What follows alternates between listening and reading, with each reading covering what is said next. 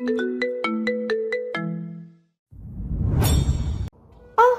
লাগছে, আমি ছেড়ে দিন প্লিজ। তোকে ছেড়ে দিব? তোকে? তোর জন্য আমার জীবন শেষ হয়ে গেছে, শুধুমাত্র তোর জন্য। আজ তো তোর কোনো ক্ষমা নেই। আমি কি করছি? আপনি কেন এমন করছেন? তুই কি করেছিস তুই জানিস না?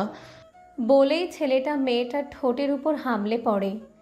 মেয়েটার ঠোঁট কামড়ে ধরে কিস করছে, এমনভাবে কিস করছে যে মেয়েটা ব্যথা ও যন্ত্রণায় চিৎকার করছে।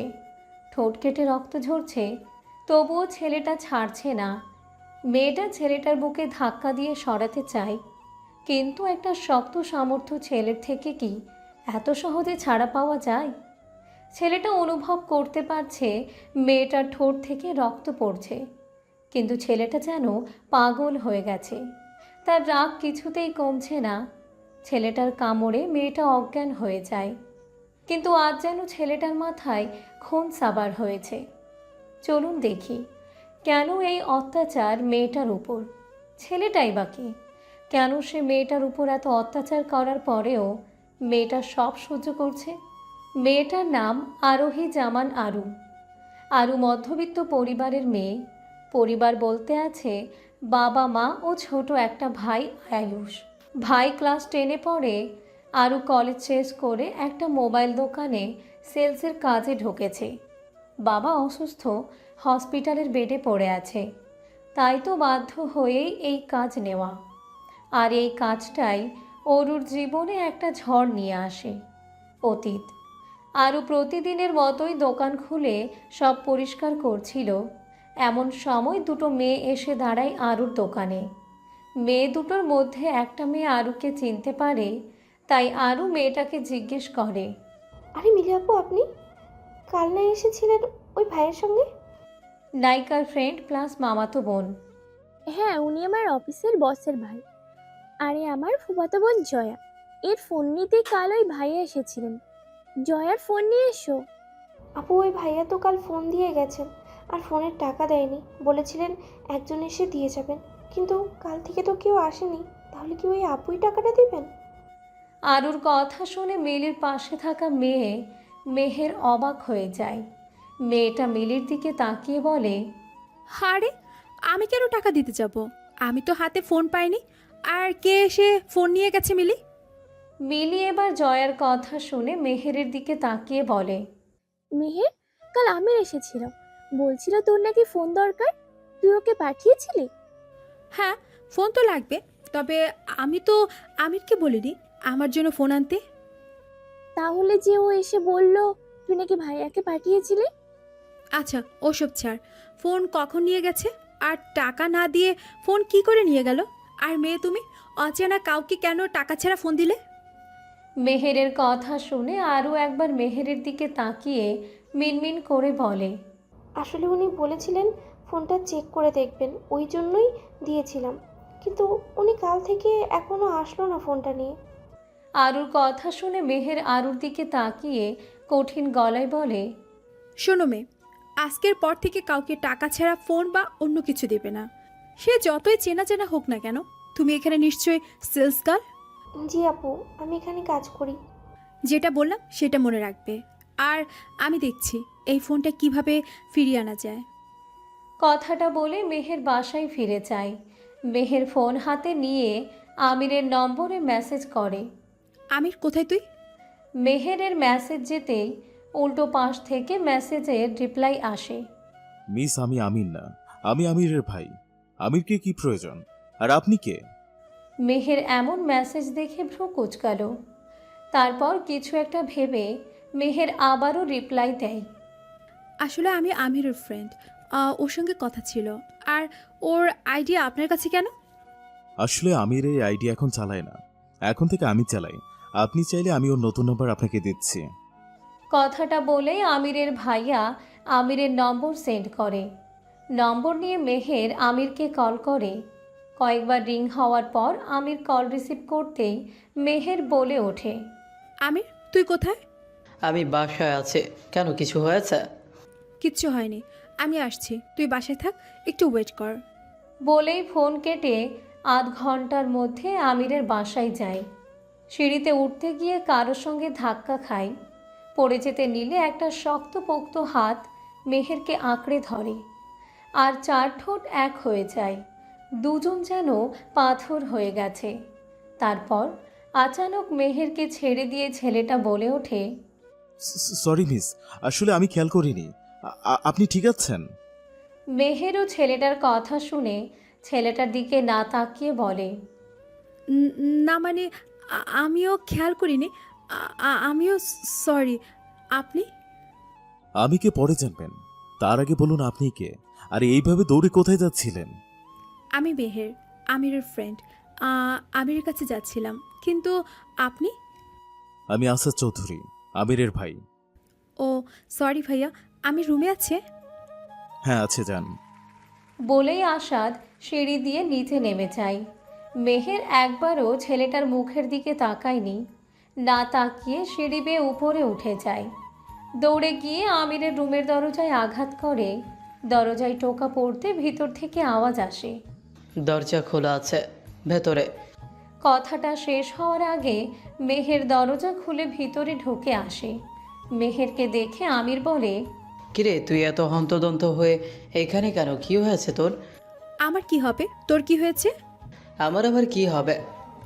তুই আমার নাম করে মোবাইল দোকান থেকে নিয়ে এসেছিস কেন? হ্যাঁ, ওই একটা ফোন নিয়ে এসেছিলাম। আসলে ওই মেহের আমিরের কথা শুনে কপট রাগ দেখিয়ে বলে, তুই পাগল হয়েছিস? তোর ফোন লাগবে ভালো কথা, তাই বলে তুই ফোনের টাকা না দিয়ে ফোন নিয়ে চলে আসবি? হ্যাঁ, ফোন নিয়েছিস টাকা দিয়ে আসতিস। টাকা দিসনি ভালো কথা, ফোনটা দে, ফোন দিয়ে আসবো। না, ফোন দেওয়া যাবে না। তাহলে টাকা দে। টাকাও নেই, তুই প্লিজ যা এখন। কোনো কথা না বলে ফোনটা দে আমির।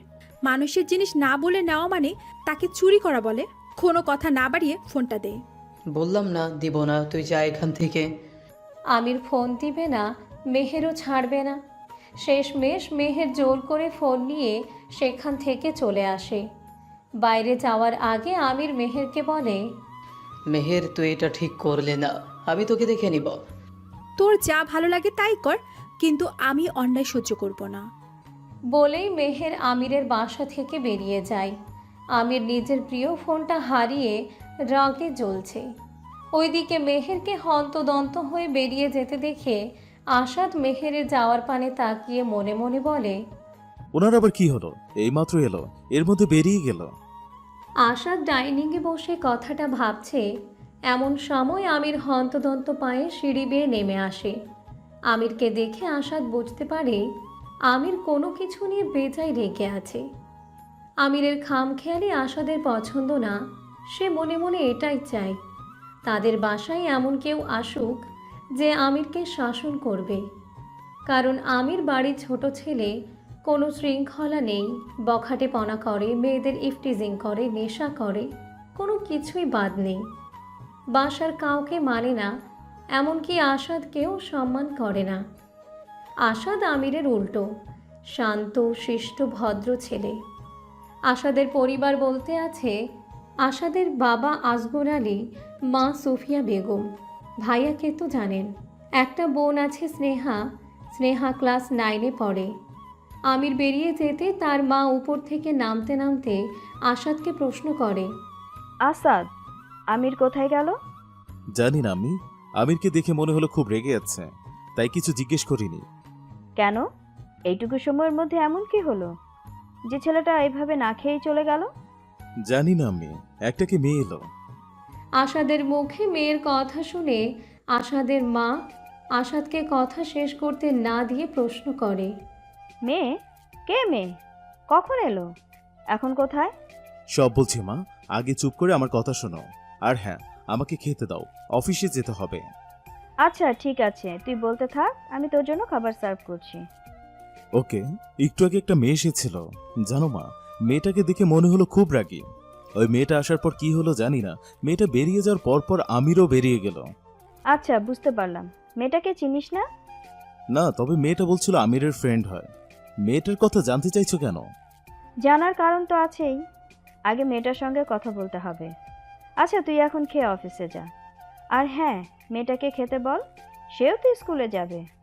ওকে মা, যাচ্ছি। আসাদ খাওয়া শেষ করে অফিসে বেরিয়ে যায়। স্নেহা এসে খেতে বসে। সুফিয়া বেগম মেয়েকে খেতে দিয়ে রুমে যায়। গিয়ে দেখে তার হাজবেন্ডও অফিসে যাওয়ার জন্য রেডি হচ্ছে। তিনি গিয়ে টাই বেঁধে দিয়ে রুমাল পকেটে দিয়ে ব্লেজার ঠিক করে হাতে গাড়ির চাবি ধরিয়ে দিয়ে নিচে আসতে বলেন।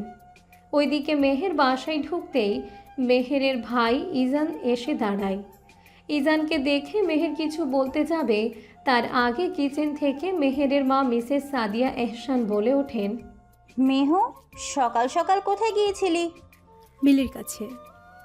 মিলিকে ডেকে নে, পরশু সবাই মিলে একটা বিয়ে বাড়িতে যাব। কার বিয়ে মা? তোর বাবার এক কলিগের মেয়ের বিয়ে, আমাদের সবাইকে যেতে বলেছে। আচ্ছা ঠিক আছে, বাট সেখানে মিলি কি করতে যাবে? মিলি তো তোর মামাকে ডেকেছিল, তোর মামা যেতে পারবে না, তাই মিলিকে যেতে বলেছে। আচ্ছা বুঝলাম। আজ অফিস নেই? আছে, তবে আজ অফিসে যাব না। সিরাত আর আয়ুষী আসবে, ওদের নিতে এয়ারপোর্টে যাব। ও হ্যাঁ, আমার তো মাথা থেকে বেরিয়ে গিয়েছিল। ইজান, তুই যাস মিহুর সঙ্গে। না আম্মু, আমি যেতে পারবো না, আমার একটা জরুরি মিটিং আছে। ওকে, লাগবে না, আমি চলে যাব। ইজান গাড়ি নিয়ে বেরিয়ে যায়। মেহের নিজের রুমে গিয়ে ফ্রেশ হয়ে বেরিয়ে আসতেই ফোনটা বেজে ওঠে। ফোন হাতে নিয়ে দেখে মিলি কল দিয়েছে। মেহের কল রিসিভ করে বলে, হ্যাঁ মিলি বল। কোথায় তুই? আমি রেডি হচ্ছি, তুই এস্টিংয়ের দোকানের সামনে এসে দাঁড়া, আমি 5 মিনিটের মধ্যে আসছি। বলেই মেহের কল কাটে। মেহের রেডি হয়ে 5 মিনিটের মধ্যে বেরিয়ে পড়ে। ওইদিকে আশাদের মা চিন্তা করতে থাকে মেয়েটাকে। সে একজনকে কল করে কিছু কথা বলে ফোন রেখে তার বরকে ফোন করে। কিছুক্ষণ রিং হওয়ার পর ফোনটা রিসিভ হলো। ফোন রিসিভ হতে আশাদের মা বলে ওঠেন, শুনছেন? বলো আসাদের মা, কিছু বলবে? জি, আপনাকে কিছু কথা বলার ছিল। আপনি কি ব্যস্ত আছেন? হ্যাঁ একটু। তুমি বলো কি বলবে। বলছি, আগে বলুন, রাগ করবেন না। আগে শুনি কি কথা, তারপর ভেবে দেখে বলবো। সো বলো। আশাদের বাবার কথা শুনে আশাদের মা বললেন, বলছিলাম, আমিরের জন্য মেয়ে দেখতে চাইছি। হোয়াট? মেয়ে দেখবে মানে? আসাদ থাকতে তুমি আমিরের বিয়ে দিতে চাইছো?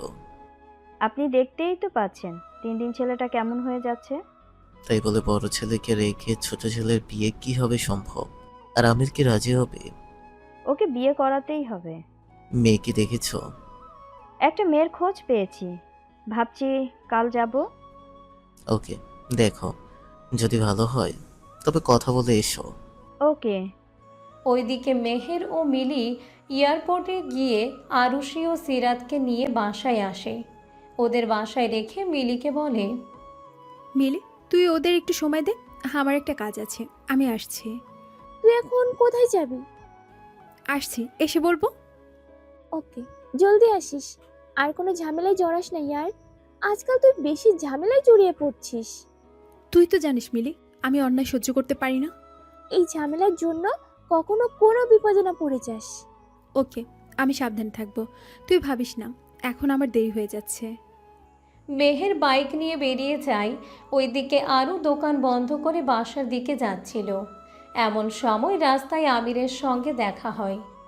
আমির মেয়েটাকে দেখে রাগে জ্বলে ওঠে। চোখ দুটো রক্তজবা হয়ে গেছে। সে মেয়েটার এদিকে এগিয়ে যায়। হঠাৎ আরুর চোখ যায় আমিরের ওপর। আরু প্রথমে বুঝতে পারে না, তাই সে স্বাভাবিকভাবেই এগিয়ে আসছিল।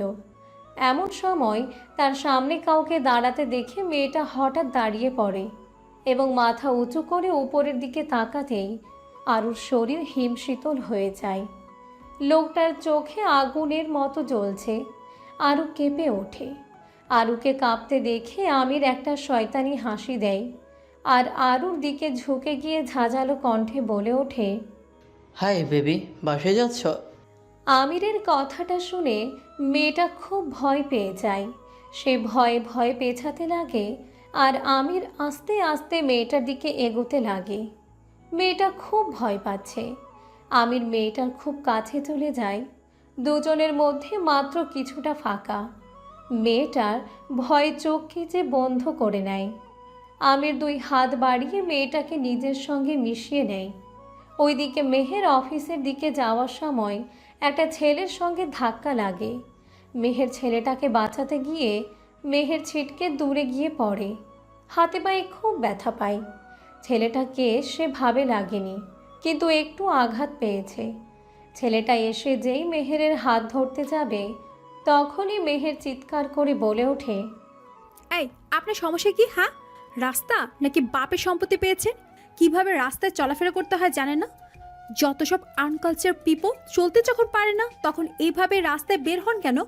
ড্যাটি পিপল। এই আপনি তখন আমাকে কি বলে যাচ্ছিলেন?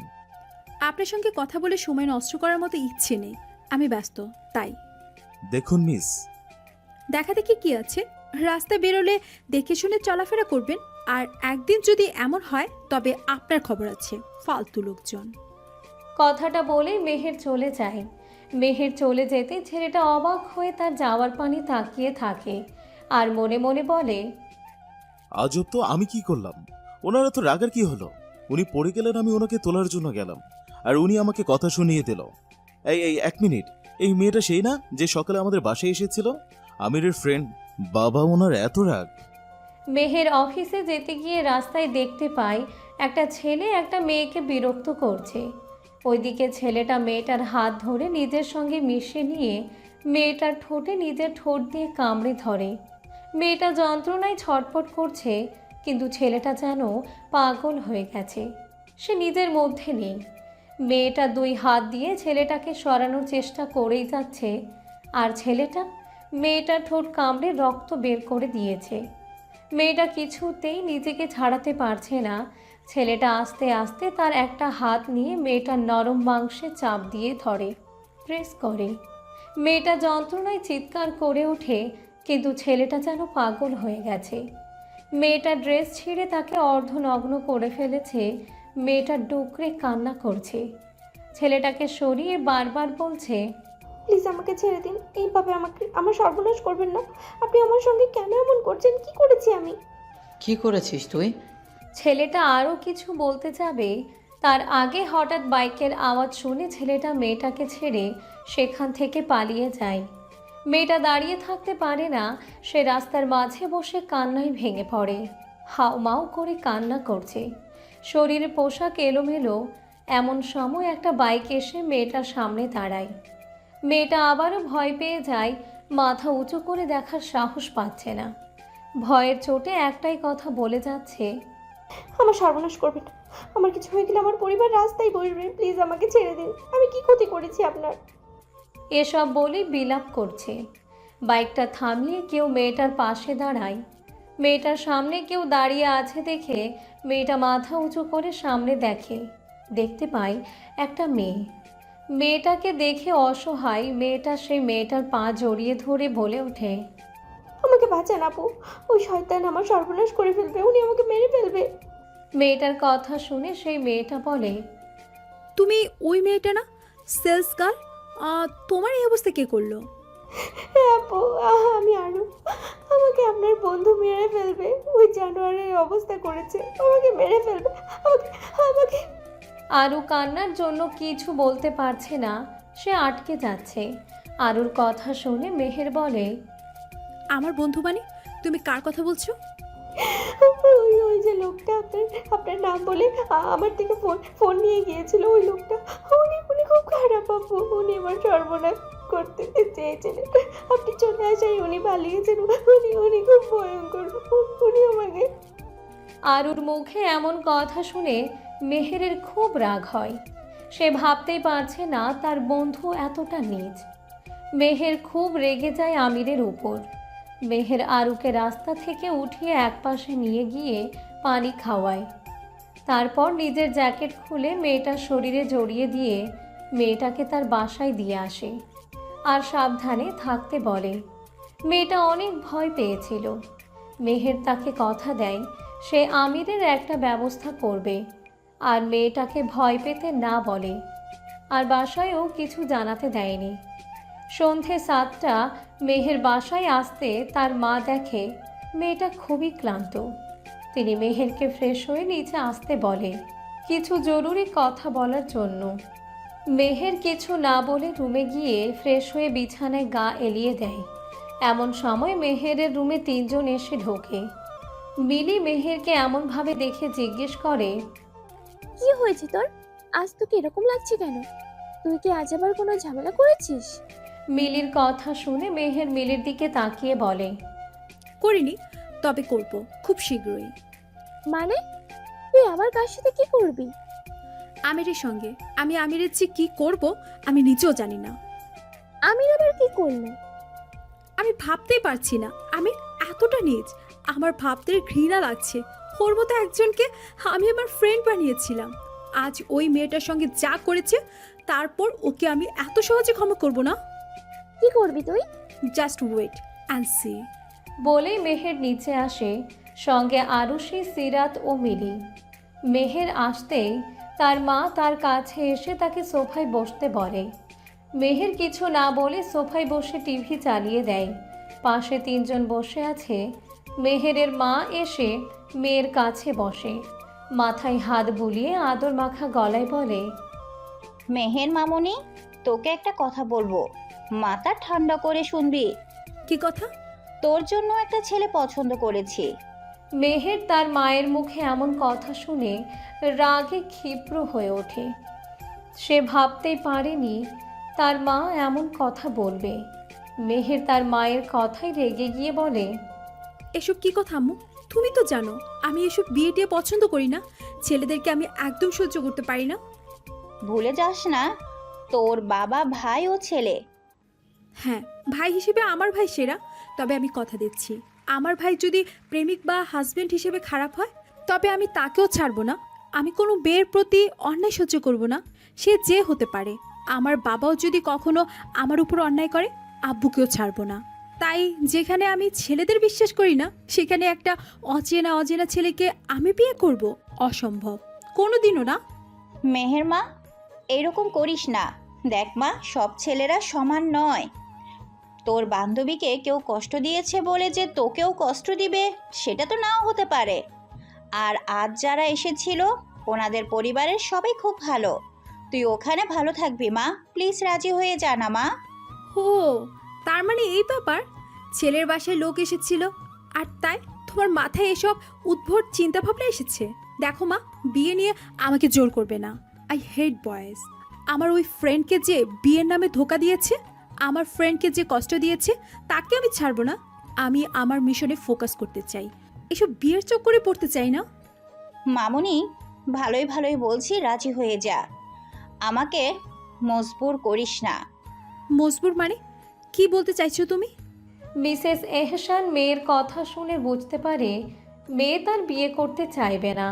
যতই যা করুক, তাই জোর করতে মেহেরকে ব্ল্যাকমেল করে। তুই যদি এই বিয়েটা না করিস, তবে তুই আমার মরা মুখ দেখবি। মা! চিৎকার করে কোনো লাভ নাই। তুই বিয়েটা করবি নাকি আমার মরা মুখ দেখবি? মায়ের কথা শুনে মেহের আর কি বলবে বুঝতে পারে না। মেহের তার মাকে খুব ভালোবাসে, মাকে সে কষ্ট দিতে পারে না। মেহেরের খুব রাগ হচ্ছে তার মায়ের উপর, কিন্তু কিছু বলতে পারছে না। মায়ের জন্য বাধ্য হয়ে বিয়েতে মত দেয়। বিয়েতে তো রাজি হতে দেখে মিলি আরুষি অবাক হয়ে মেহেরকে দেখছে।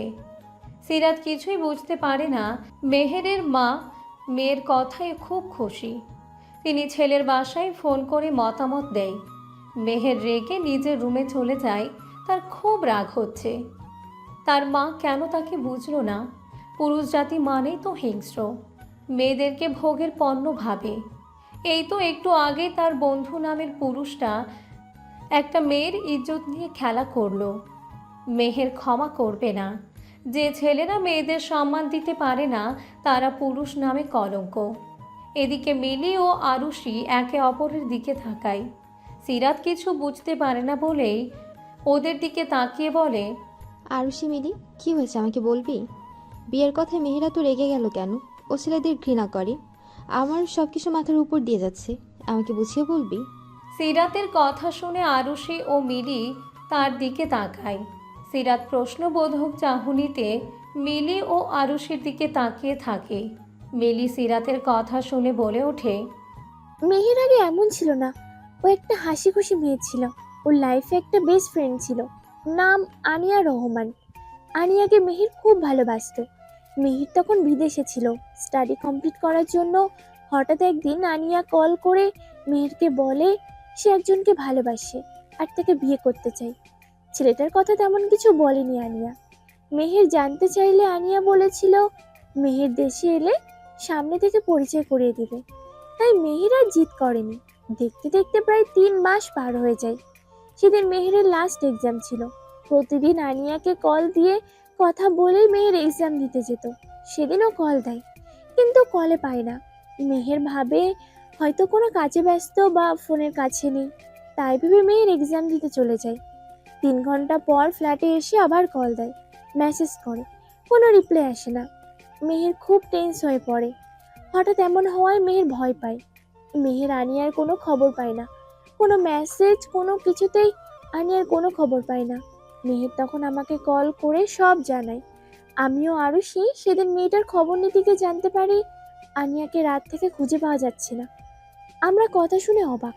তারপর আমিও আরুষি মেহেরকে কল করে সবটা জানি।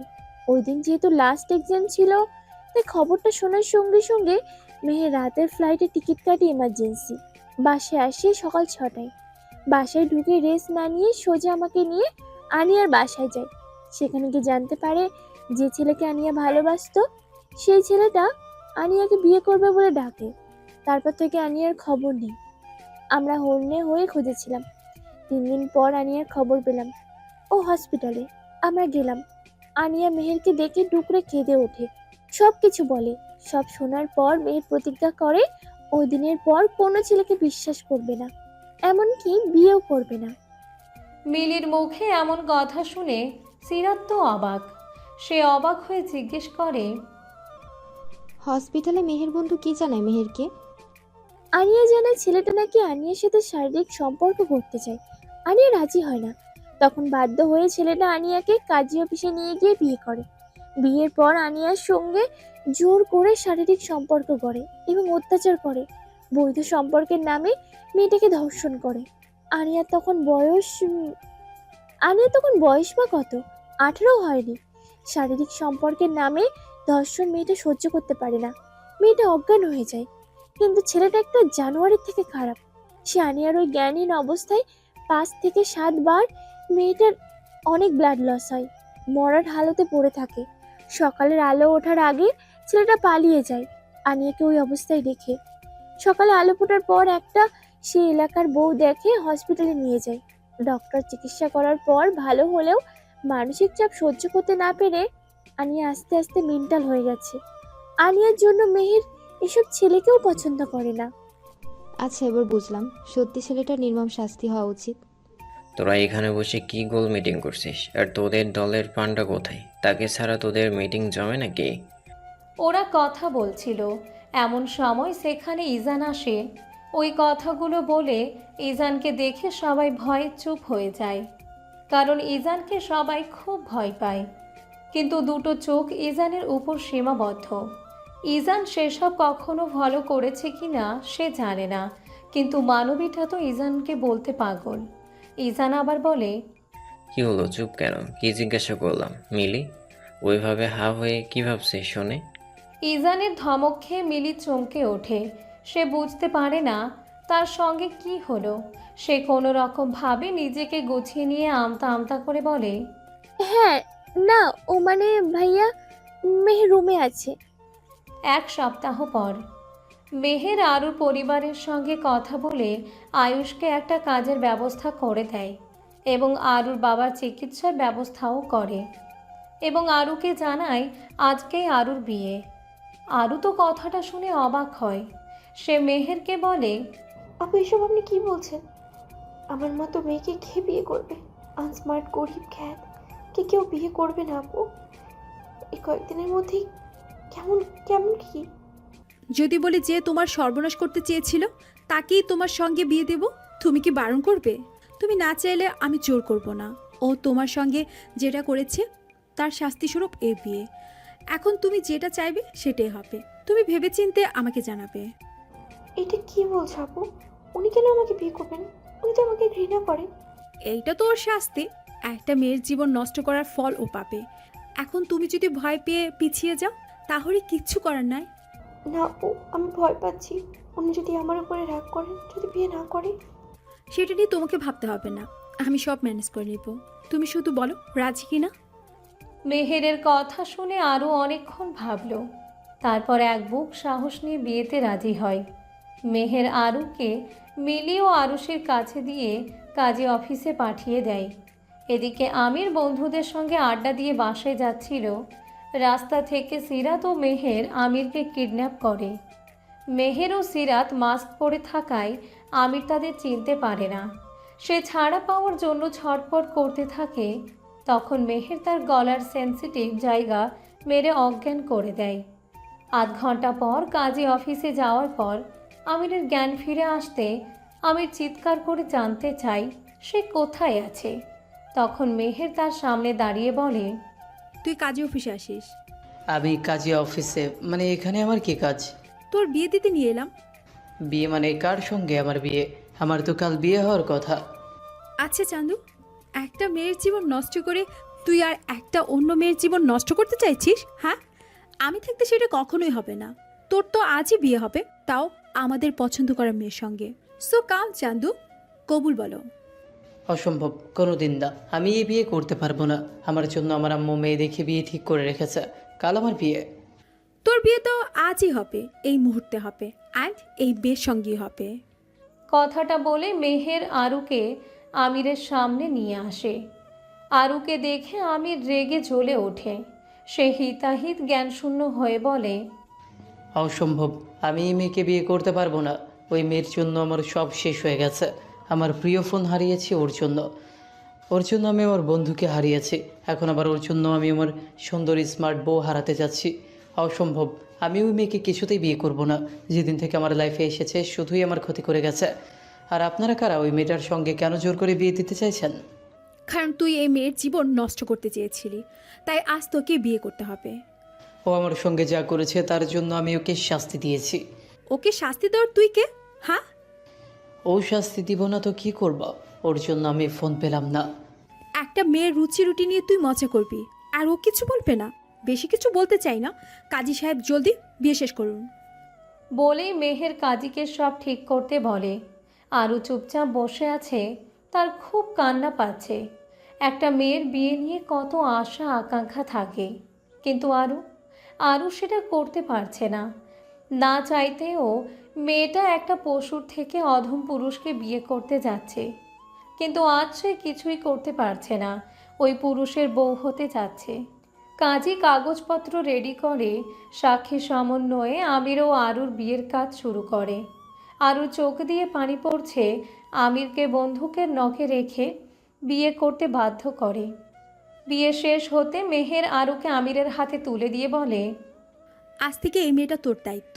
ওকে যদি কিছু করিস তাহলে তুইও বেঁচে থাকবি না, মাইন্ড ইট।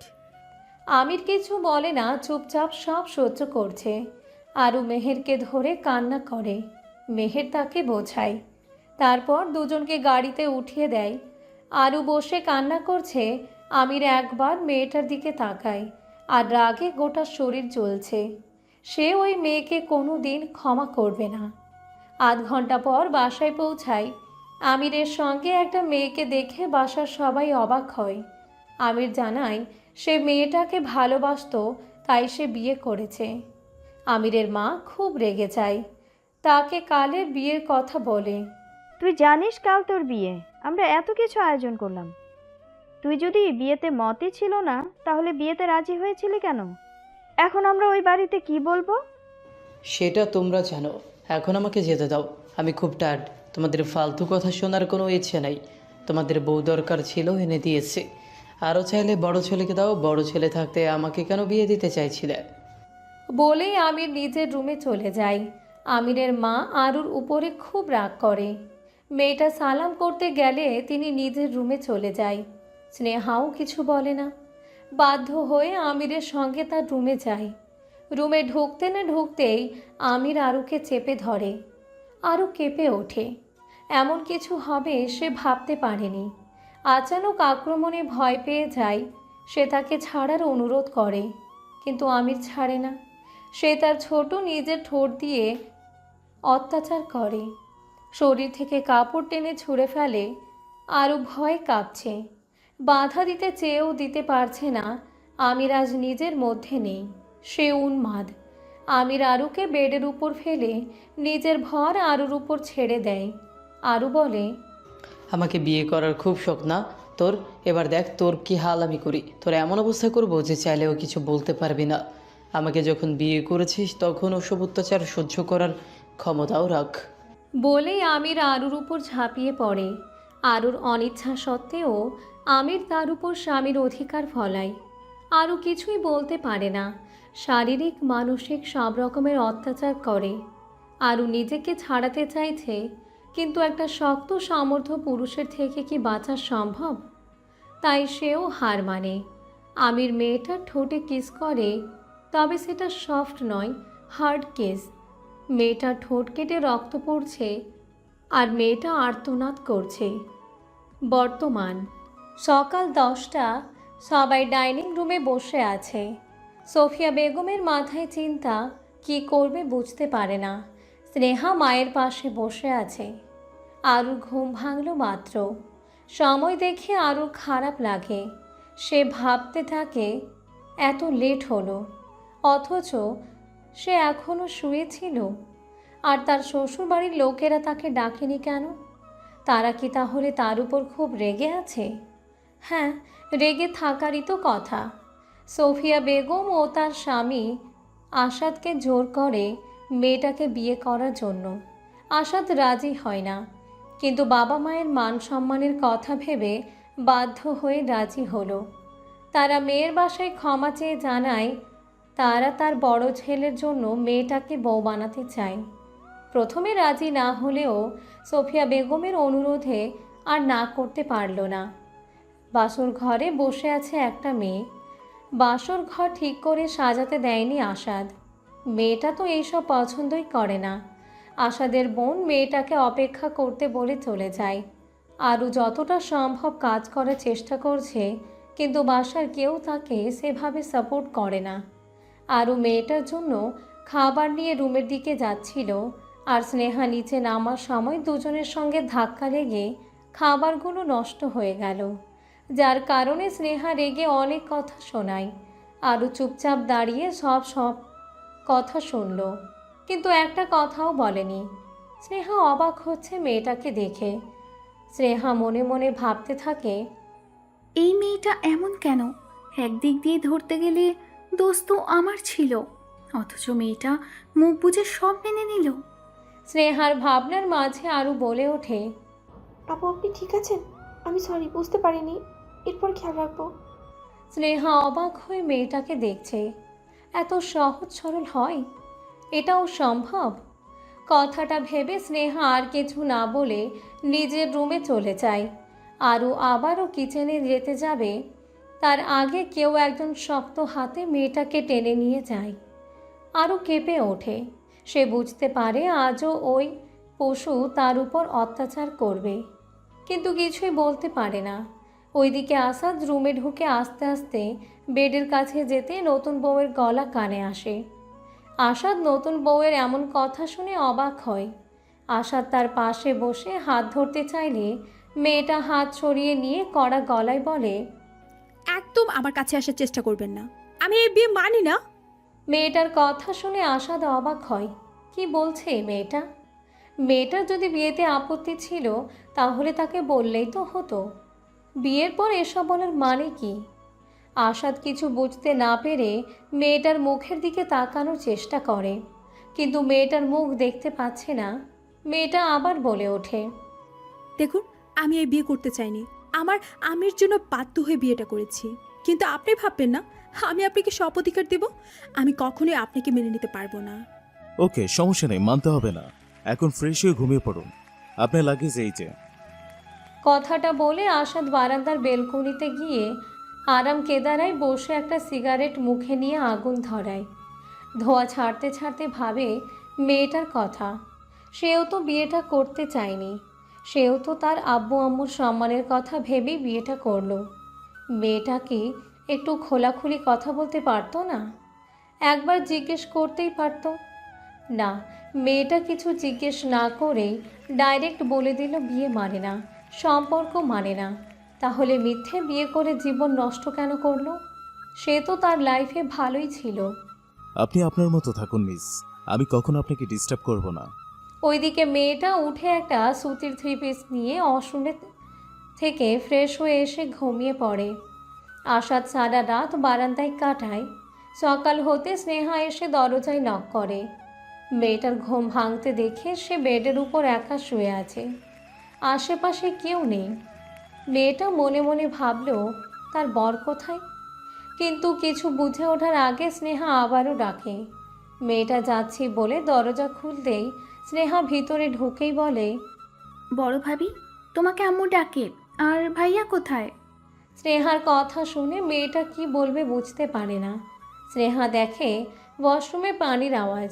স্নেহা বুঝতে পারে তার ভাইয়া কোথায়। সে আর কথা না বাড়িয়ে মেয়েটাকে রেডি হয়ে জলদি আসতে বলে।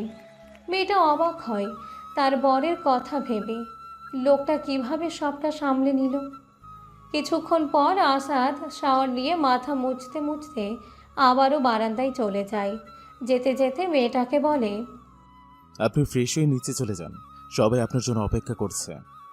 মেয়েটা আর কিছু না বলে ওয়াশরুমে চলে যায়। সেইটুকু সময়ের মধ্যে আসাদ রেডি হয়ে নিচে আসে। মেয়েটা রুমে এসে কাউকে দেখে না, বারান্দায়ও নেই। এটা বুঝতে পারে উনি নিচে চলে গেছে হয়তো। তাই বেশি কিছু না ভেবে একটা শিফনের লাল শাড়ি পরে নেয়। হালকা সাজগোজ করে নিচে নেমে আসে। মেয়েটাকে দেখে তার শাশুড়ি মা এগিয়ে এসে মেয়েটার হাত ধরে সবার সামনে নিয়ে গিয়ে পরিচয় করিয়ে দেয়। বৌমা, আজ থেকে এই পরিবার তোমার। আর এই আমার মেয়ে স্নেহা, ওকে তো কাল দেখেছো। আর ওই যে মেয়েটা দূরে দাঁড়িয়ে আছে, ও তোমার ছোট যা। মেয়েটা তার শ্বশুরবাড়ির কথা শুনে সামনে তাকায়। সে অবাক হয়ে যায়, সাথে সামনে থাকা মানুষটাও। সে ভাবতেই পারছে না সে যা দেখছে সেটা সত্যি। মেয়েটা দৌড়ে এসে তার বড় যাকে জড়িয়ে ধরে কান্না করে দেয়। নতুন বউকে দেখে মেয়েটার এমন করে কান্না করায় উপস্থিত সবাই অবাক হয়ে যায়। স্নেহা ও তার মা তো মুখ চাওয়াচাওয়ি করছে। তারা বোঝার চেষ্টা করছে মেয়েটা সেভাবে জড়িয়ে ধরে কিছুক্ষণ কান্না করার পর বুঝতে পারে সে কি করে ফেলেছে। তাই সে মেয়েটাকে ছেড়ে দিয়ে মেয়েটার হাত নিজের 2 হাতের মধ্যে নিয়ে বলে, কেমন আছেন আপু? আমি তো ভাবতেই পারিনি আপনি আমার বড় যা হবেন। আপনাকে পেয়ে আমি খুব খুশি। আমাকে পেয়ে যদি খুশি হয়েছো, তবে কান্না করছো কেন? আপু, এটা খুশির কান্না। আমি তো ভাবিনি আপনি আমার যা হবেন। এর মানে ওনার সঙ্গেই আপনার বিয়ের কথা ছিল? আমি তো জানতাম না যে ওর সঙ্গে আমার বিয়ের কথা হচ্ছিল। মেহেরের কথা শুনে এবার তার শাশুড়ি মা বলেন, আসলে তুমি যেদিন আমাদের বাসায় প্রথম এসেছিলে, আমার বড় ছেলের মুখে তোমার কথা শুনেছিলাম। তখনই ভেবেছিলাম তোমার মতো একজনকেই দরকার আমার উচ্ছৃঙ্খল ছেলেটাকে সঠিক পথে নিয়ে আসার জন্য। তাই তোমার মায়ের কাছে প্রস্তাব রাখি। মেহের তার শাশুড়ি মায়ের কথা শুনে সব বুঝতে পারে। তাই সে তার শাশুড়ি মাকে বলে, আপনি চিন্তা করবেন না মাঝি, আমি ওর বউ হয়ে আসতে পারিনি তো কি হয়েছে, বড় ভাবি হয়ে তো এসেছি। এবার দেখুন ওই বেয়াদবকে কিভাবে ঠিক করি। আচ্ছা বড় বৌমা, একটা প্রশ্ন করি? হ্যাঁ করুন। তুমি ছোট বৌমাকে কি করে চেনো? সে অনেক লম্বা কাহিনী, শুধু এটুকু জেনে রাখুন, আজ থেকে এই বাসায় একটা চেঞ্জ আসবে, সেটা আপনার ছোট ছেলের। মানে হচ্ছে যেভাবে কাল ওর বিয়ে দিয়ে একটা ভুল শুধরে দিয়েছি, সেইভাবে ওর একটা ভুল শুধরে ওকে মানুষ তৈরি করব। মেহেরের এমন কথা শুনে অবাক হয় তার শাশুড়ি ও স্নেহা। মেহেরের শাশুড়ি বলে, এর মানে কাল আমিরকে জোর করে বিয়ে দিয়েছে? কিন্তু কেন? এসব তুমি কি বলছো বৌমা? মেহের আমিরের ব্যাপারে সব বলল। এটাও বলল আমির কিভাবে ওর সঙ্গে খারাপ ব্যবহার করেছিল। সবটা শুনে সোফিয়া বেগমের মাথা হেঁট হয়ে যায়। তার ছেলে এতটা নীচ যে কিনা মেয়েদের সম্মান করতে জানে না। নিজের ভুল বুঝে সোফিয়া বেগম আরুর কাছে গিয়ে ক্ষমা চায় তার ব্যবহারের জন্য। আরু তাদের নির্দ্বিধায় ক্ষমা করে দেয়। স্নেহাও অনুতপ্ত হয়। সে আরুর কাছে গিয়ে 2 হাত ধরে বলল, সরি ছোট ভাবি, আমি তোমার সঙ্গে অনেক খারাপ ব্যবহার করেছি। আসলে আমি ভেবেছিলাম তুমি আমার ভাইয়ের টাকা দেখে বিয়ে করেছো, কিন্তু বড় ভাবির মুখে সব শুনে বুঝতে পারলাম যে এখানে সব থেকে বেশি অন্যায় হয়েছে তোমার সঙ্গে। ইটস ওকে আপু, আমি কিছু মনে করিনি। আমাকে আপু বলতে হবে না ভাবি, আমি তোমার থেকে অনেক ছোট, তাই তোমরা দুজন আমাকে নাম ধরেই ডাকবে ভাবি, এতে আমি খুশিই হব। আচ্ছা ঠিক আছে, ডাকবো ক্ষণ। মেহের ও আরু সবার জন্য রান্না করলো। তার শাশুড়ি মা খুব খুশি হলেন। সবাই খেতে বসেছে। আমি টেবিলে বসতে গিয়ে মেহেরকে দেখে অবাক হয়ে বলে, মেহের, তুই এখানে এভাবে কি করছিস? হ্যাঁ, আমি এখানে। আজকের পর আমার নাম ধরে ডাকা বন্ধ কর আমির। আজ থেকে আমাদের নতুন সম্পর্ক হয়েছে। মানে? মানে হচ্ছে আমি এই বাড়ির বড় বউ, তোর ভাবি হই। আজ থেকে নতুনভাবে সব শুরু হবে। মেহেরের এমন কথা শুনে আমির অবাক হয়। মেহের খেয়াল করলো টেবিলে সবাই থাকলেও তার বর মশাই নেই। তবে একটা ব্যাপার হচ্ছে, কাল যেই মানুষটার সঙ্গে বিয়ে হয়েছে এখনও সেই মানুষটার মুখ দেখেনি। অবাক করার বিষয় না? অবশ্যই অবাক করার বিষয়। মেহেরের চোখ মানুষটাকে খুঁজছে। মেহের এটা ভেবে অবাক হচ্ছে, কাল ওই মানুষটাকে দূরে থাকার কথা বলতে কাল থেকে মানুষটা ওর সামনেই আসেনি। মেহের মনে মনে এটা ভাবলেও মানুষটাকে সত্যি ভালো, নাকি সেও অভিনয় করছে। এসব ভেবে মেহের একটা দীর্ঘশ্বাস ফেলল। স্নেহা খাবার খেয়ে স্কুলে চলে যায়। ওইদিকে মেহের রুমে যেতেই আরুও তার কাছে যায়। দরজায় দাঁড়িয়ে আরু বলে, আপু আসবো? আরে আরু, ওখানে দাঁড়িয়ে আছো কেন? ভেতরে এসো। মেহেরের কথা শুনে আরু ভিতরে গিয়ে বিছানায় বসে। মেহের তার পাশে গিয়ে বসলো। আরু মেহেরকে বলে, আপু। আরু কথা বলছিল, হঠাৎ ওর গলায় চোখ যায় মেহেরের। মেহের দেখে সেখানে অনেকগুলো কালো ছাপ ছাপ দাগ, দাঁতের চিহ্ন। সব দেখে মেহের বুঝতে পারে আমির তার সঙ্গে কি করেছে। মেহের আরুর হাত ধরে বলে, আমির তোর উপর জোর করে স্বামীর অধিকার ফলিয়েছে, তাই না আরু? আরও চুপ। সে কি বলবে? কোনো স্ত্রী কি পারে তার স্বামীর অপরাধ সবার সামনে বা সবার কাছে বলতে? তাই আরও চাইলেও বলতে পারে না। আরও চুপ থাকায় মেহের সব কিছু বুঝে নেয়। মেহের আরুকে বলে, তুমি চিন্তা করো না, আমির তোমাকে স্ত্রীর অধিকার দিবে এবং ওর ভুল বুঝে ওমর কাছে ক্ষমা চাইবে। আপু আপনি পাশে থাকলে আমি সব সহ্য করে নেব। সব ঠিক আছে। তুমি আমাকে আপু বলছো না? আপুকে কেউ আপনি বলে? আজ থেকে আমাকে তুমি করে বলবে। তাহলে তুমি আমাকে তুই করে বলবে? আমি তো তোমার ছোট বোন, তাই আজ থেকে তুই বলতে হবে। তুই না বললে তোমার সঙ্গে কথা নেই। আচ্ছা ঠিক আছে, বলবো।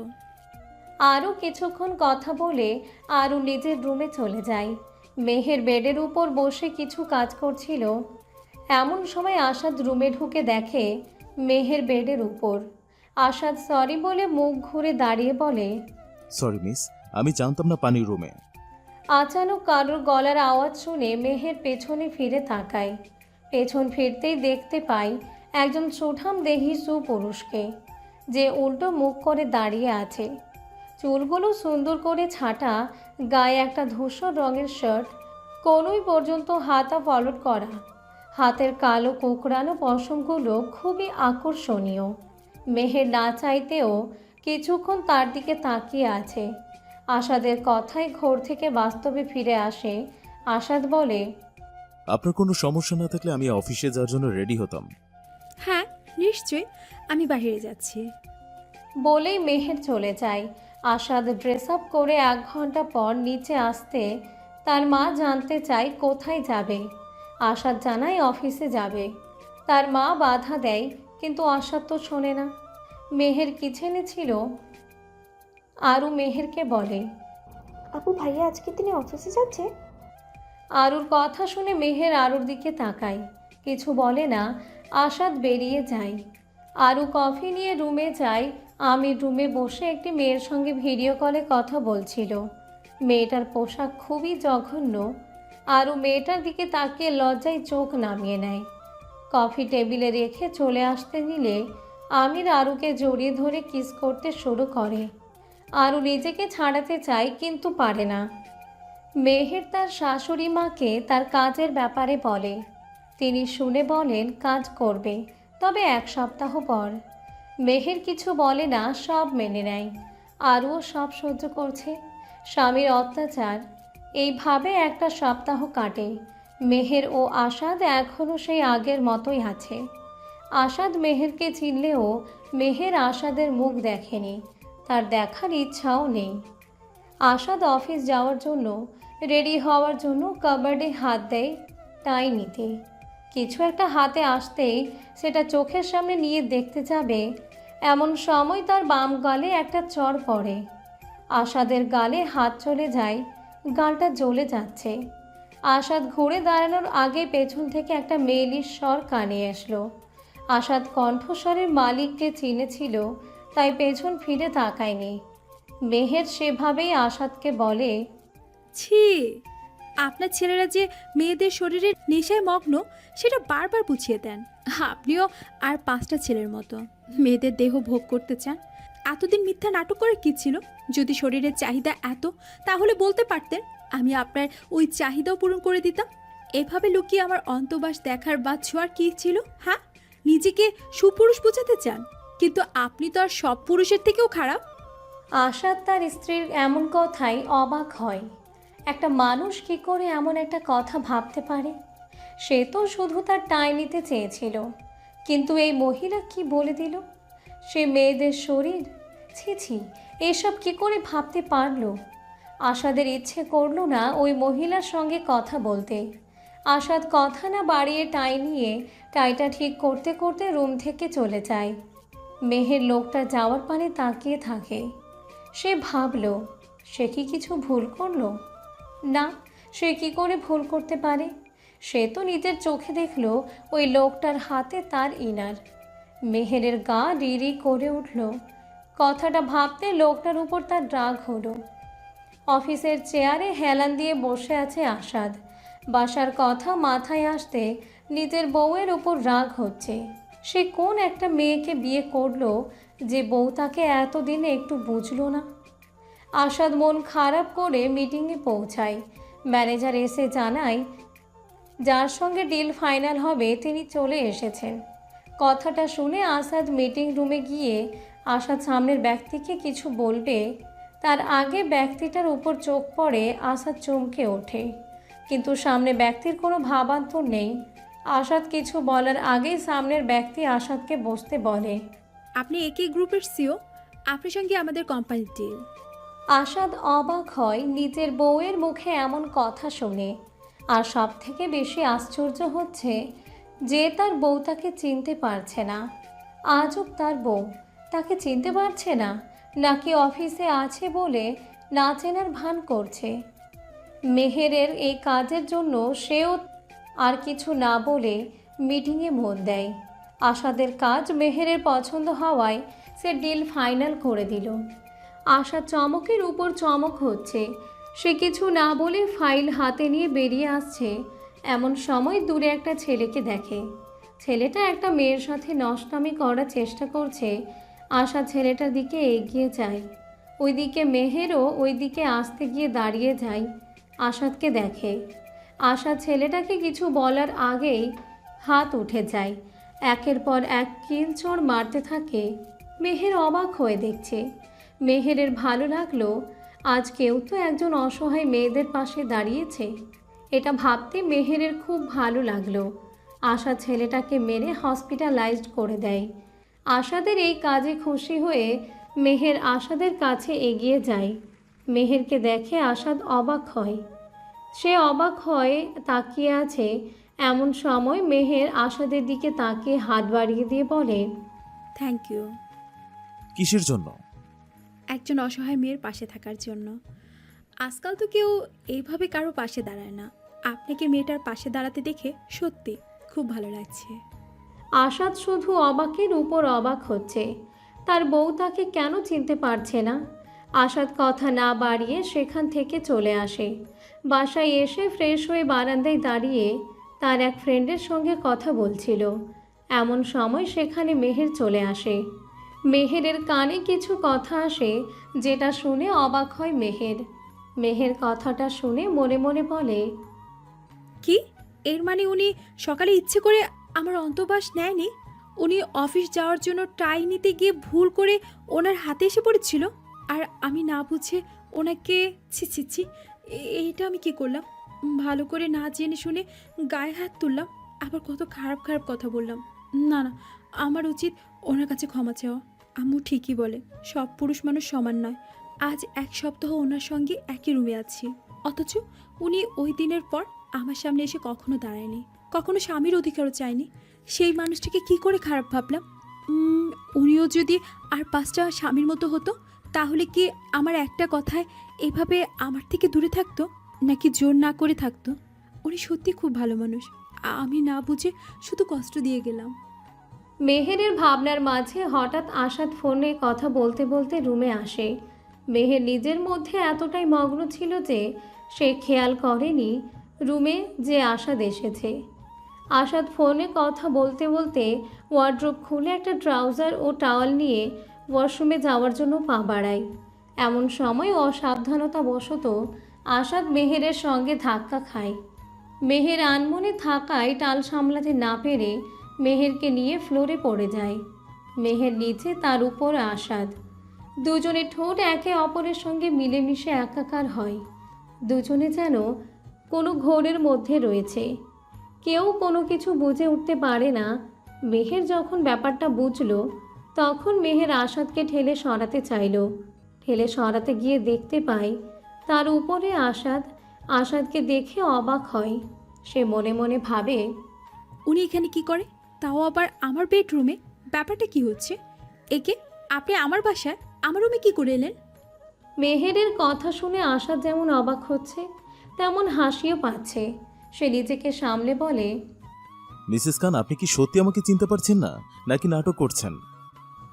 মেহের আশাদের কথার মানে বুঝতে না পেরে আশাদের দিকে তাকিয়ে ফ্যাল ফ্যাল করে তাকিয়ে বলে, আপনি কি বলছেন? আমি নাটক করছি মানে? আপনি আমার রুমে চলে এসেছেন কার পারমিশন নিয়ে? আপনার সাহস কি করে হয় আমার রুমে আসার? নিজের রুমে আসতে কি কারো পারমিশন লাগে নাকি? জানা ছিল না তো। আপনি নিজের রুমে আসতে কি পারমিশন নেন নাকি? আশাদের কথা শুনে মেহের অবাক হয়। এই লোকটা বলে কি? এটা ওনার রুম মানে? এটা ওনার রুম হয় কি করে? মেহের কিছু বুঝতে পারছে না, তাই সে প্রশ্ন করে, এটা আপনার রুম মানে? এটা তো আমার হাজব্যান্ডের রুম। 1 মিনিট, এর মানে আপনি আমার হাজব্যান্ড? ওয়াও, কি তাজ্জব না? আজ আমাদের 1 সপ্তাহের বেশি বিয়ে হয়েছে, অথচ আপনি আপনার হাজবেন্ডকে জানেন না। অবশ্য জানবেন কি করে? যে স্ত্রী বাসর ঘরে নিজের স্বামীকে বলে দেয় যে আপনি তাকে হাজবেন্ড বলে মানেন না, সেই মানুষ হাজবেন্ডকে চিনবে না, এটাই তো স্বাভাবিক। আশাদের কথাগুলো শুনে মেহেরের খুব খারাপ লাগে, লজ্জাও পায়। সে সত্যি এমন মানুষ যে এতদিনে নিজের হাজবেন্ডকেই চিনতে পারেনি। সে লজ্জায় মুখ তুলে তাকাতে পারছে না। আশাদ আর কিছু না বলে নিচে চলে যায়। মেহের সেখানেই দাঁড়িয়ে আছে। সে ভাবতেই পারছে না এই মানুষটা তার হাজবেন্ড। সে মনে মনে ভাবল, উনি আমার হাজব্যান্ড? উনি কত ভালো, আর আমি আর সবার মতো ওনাকে ভুল ভেবে গেছি। আর না, আমি আবার ভুল ঠিক করতে চাই। আমি নিজেকে একটা সুযোগ দিতে চাই। রাতে রান্না করছে আরু, সঙ্গে তার শাশুড়ি। স্নেহা বই নিয়ে সোফায় বসে আছে। পড়ছে যে কি সে নিজেও জানে না। আমির বাসায় নেই, বন্ধুদের সঙ্গে পার্টি করছে। আশাদ অফিসের কিছু কাজ বাকি আছে, সেগুলোই করছে। স্নেহাকে বলে মায়ের থেকে কফি আনতে। তখন মেহের নিচে আসছিল। কথাটা মেহের শুনে আস্তে করে স্নেহাকে বলে সে নিয়ে আসবে। স্নেহা খুশি হয়ে আবার বই নিয়ে বসে পড়ে। মেহের কিচেন রুমের দিকে আসছিল, তখনই আরু রান্না করতে করতে তার শাশুড়িকে বলে, আমি আমার কিছু কথা বলার ছিল। হ্যাঁ বলো, কি বলবে? ভাবছিলাম কাল একটু ওই বাড়ি যাব। আব্বু আম্মুর ভাইয়ের কথা মনে পড়ছে। এটা তো ভালো কথা, যাও 2 দিন গিয়ে ঘুরে আসো। হ্যাঁ ছোট, যা ঘুরে আয়। পেছন থেকে মেহের কথাটা বলে ওঠে। মেহেরকে দেখে আরু ও তার শাশুড়ির মুখে মুচকি হাসি খেলে যায়। আরু খুব খুশি। সে মেহেরকে বলে, বাবু তুমি এখানে কেন? ওনার জন্য একটু কফি বানাতে। মেহেরের কথা শুনে আরু মুখ চেপে হাসে। মেহের আরুর বাহুতে হালকা একটা চড় দিয়ে চোখের ইশারায় চুপ থাকতে বলে। আরু মিথ্যে হাসি বন্ধ করার চেষ্টা করছে। সোফিয়া বেগমের ফোন আসতেই উনি রুমে চলে যায়। মেহের কফি বানায়। আরু মেহেরকে বলে, আপু ভাইয়া তো ভালো মানুষ, তুমি ভাইয়ার থেকে মুখ ফিরিয়ে রেখেছো কেন? কে বললো? আমি তো আমি জানি আপু, তুমি যখন নিচে থাকো তখন ভাইয়া এখানে থাকে না, তুমি উপরে থাকলে ভাইয়া এখানে। আমাকে বাচ্চা ভেবো না আপু। তুই কি করে বুঝলি? হুম।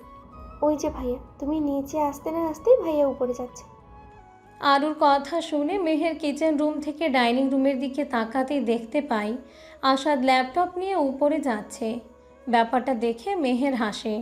মেহেরকে আসতে দেখে আরু অবাক হয়ে মেহেরকে প্রশ্ন করে, আপু তুমি হাসছো, আমাকে বলবে কিছু? তোর ভাই আমার উপর অভিমান করেছে, তবে চিন্তা করিস না, আজ ওকে আমি মানিয়ে নেব। তুই আপু? হ্যাঁ, এখন কফিটা বানাতে দে। মেহের কফি বানায়, আরও অন্য কাজ করে। স্নেহা বই নিয়ে নিচের রুমে চলে যায়।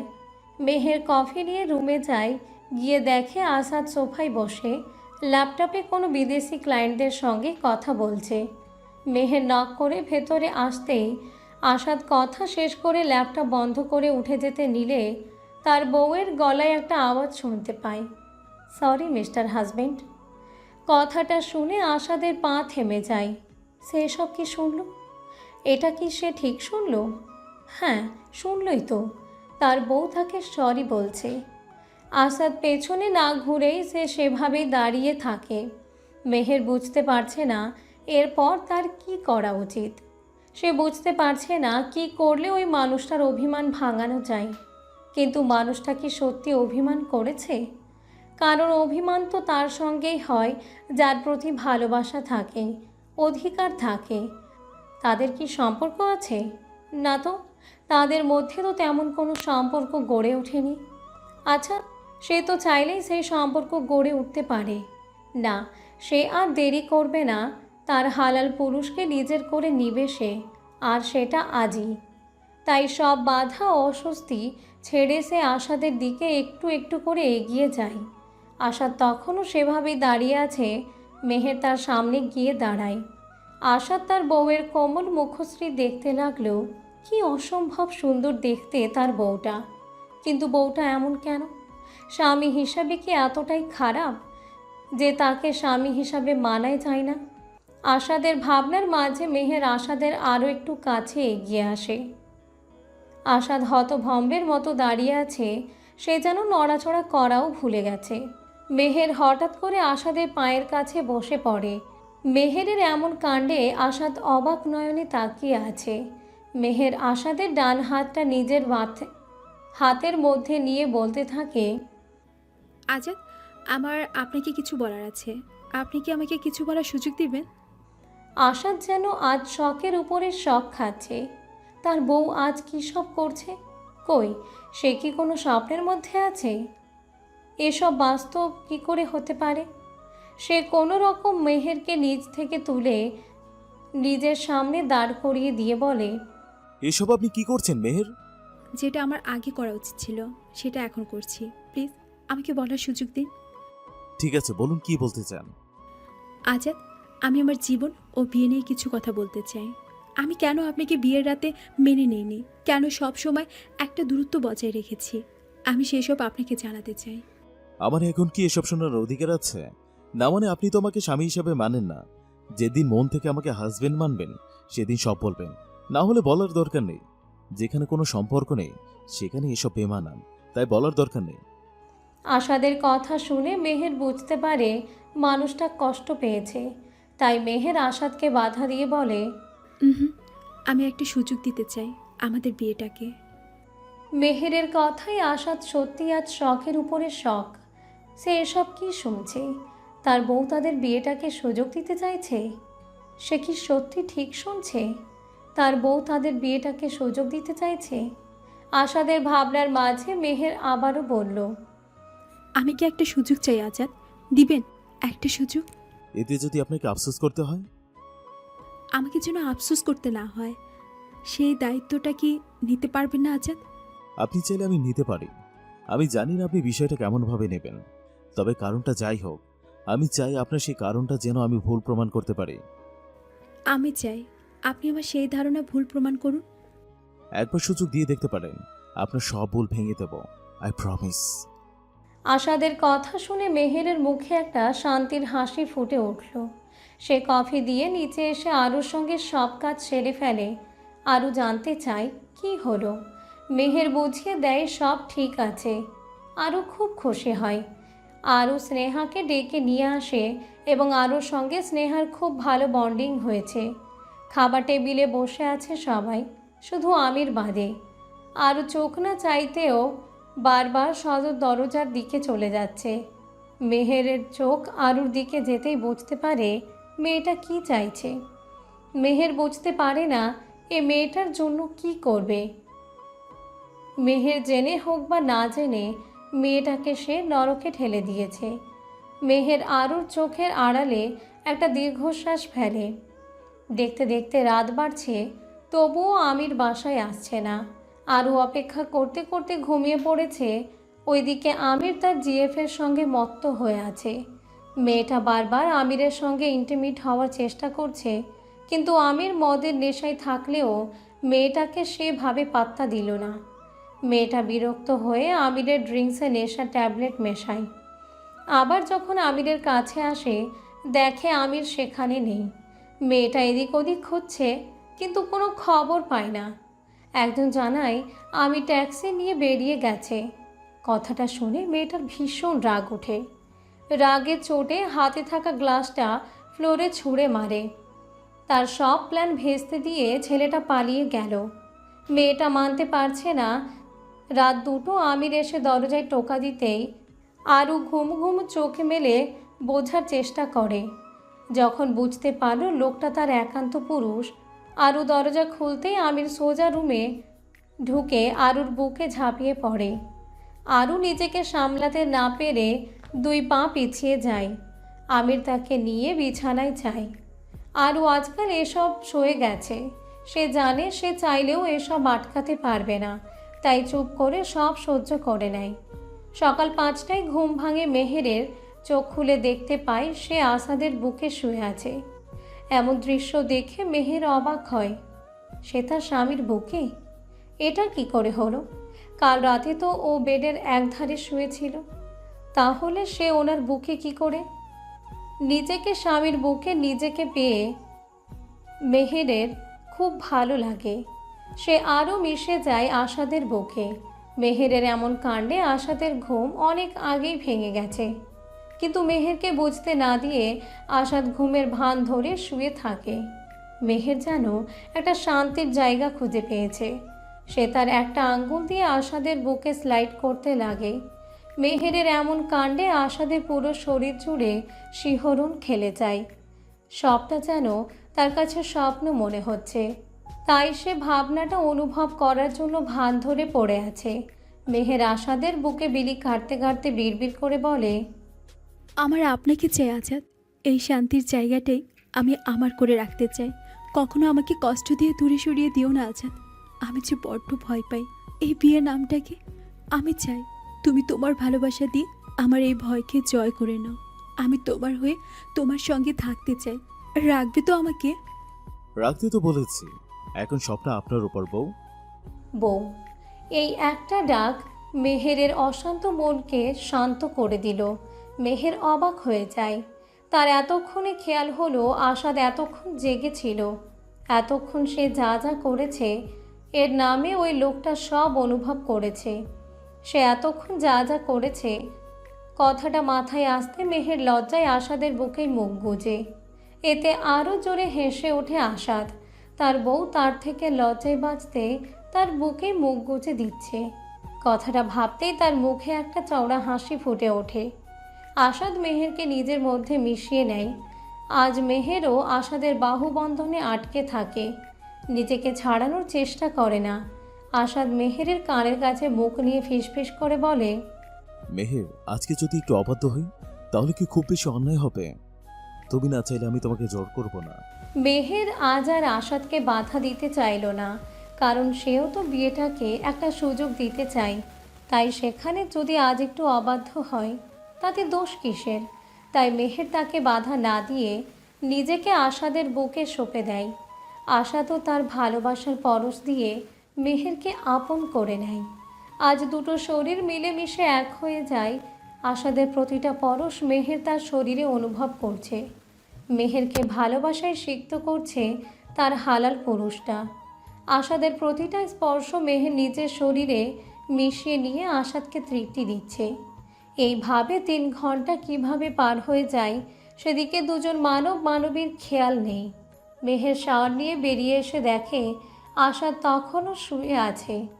মেহেরের খুব রাগ হয়। সে মাথার চুল মুছতে মুছতে আশাদের কাছে গিয়ে ঝুঁকে চুলের পানি আশাদের মুখের উপর ফোঁটা কেটে ফেলছে। এতে আশাদের ঘুম ভেঙে যায়। আশাদ বিরক্ত নিয়ে চোখ খুলে কিছু বলতে যাবে, তার আগে সামনে ঝুঁকে থাকা রমণীকে দেখে আশাদের বুকটা কেঁপে উঠল। মনের মধ্যে হাজার প্রজাপতি উঠতে লাগে। সে মেহেরকে এক ঝটকায় বিছানায় ফেলে তার উপর উঠে যায়। মেহের কেঁপে ওঠে, 2 হাত দিয়ে আশাদকে সরাতে সরাতে ভয়ে ভয়ে বলে, এই আজাদ, কি করছো? ছাড়ো আমাকে, সকাল হয়ে গেছে। কখন? এক্ষুনি আরু বা স্নেহা ডাকতে চলে আসবে, আর তুমি এখন এসব শুরু করলে? ছাড়ো বলছি। কোনো ছাড়াছাড়ি নেই, একটা কিস করে যেতেই হবে। তোমার জন্য আমি বাসর করতে পারিনি, আজ তো সারাদিন তোমাকে ছাড়বো না। একদম না, আমার জন্য বাসর করতে পারোনি তো কি হয়েছে? আজ তো বাসর ভোরে সেরে নিলে। অসভ্য লোক, ছাড়ো বলছি। সকাল সকাল শুরু করে দিয়েছে। আমি তো ভেবেছিলাম একটা ভদ্রলোক, এখন দেখি 1 নম্বরের অসভ্য লোক।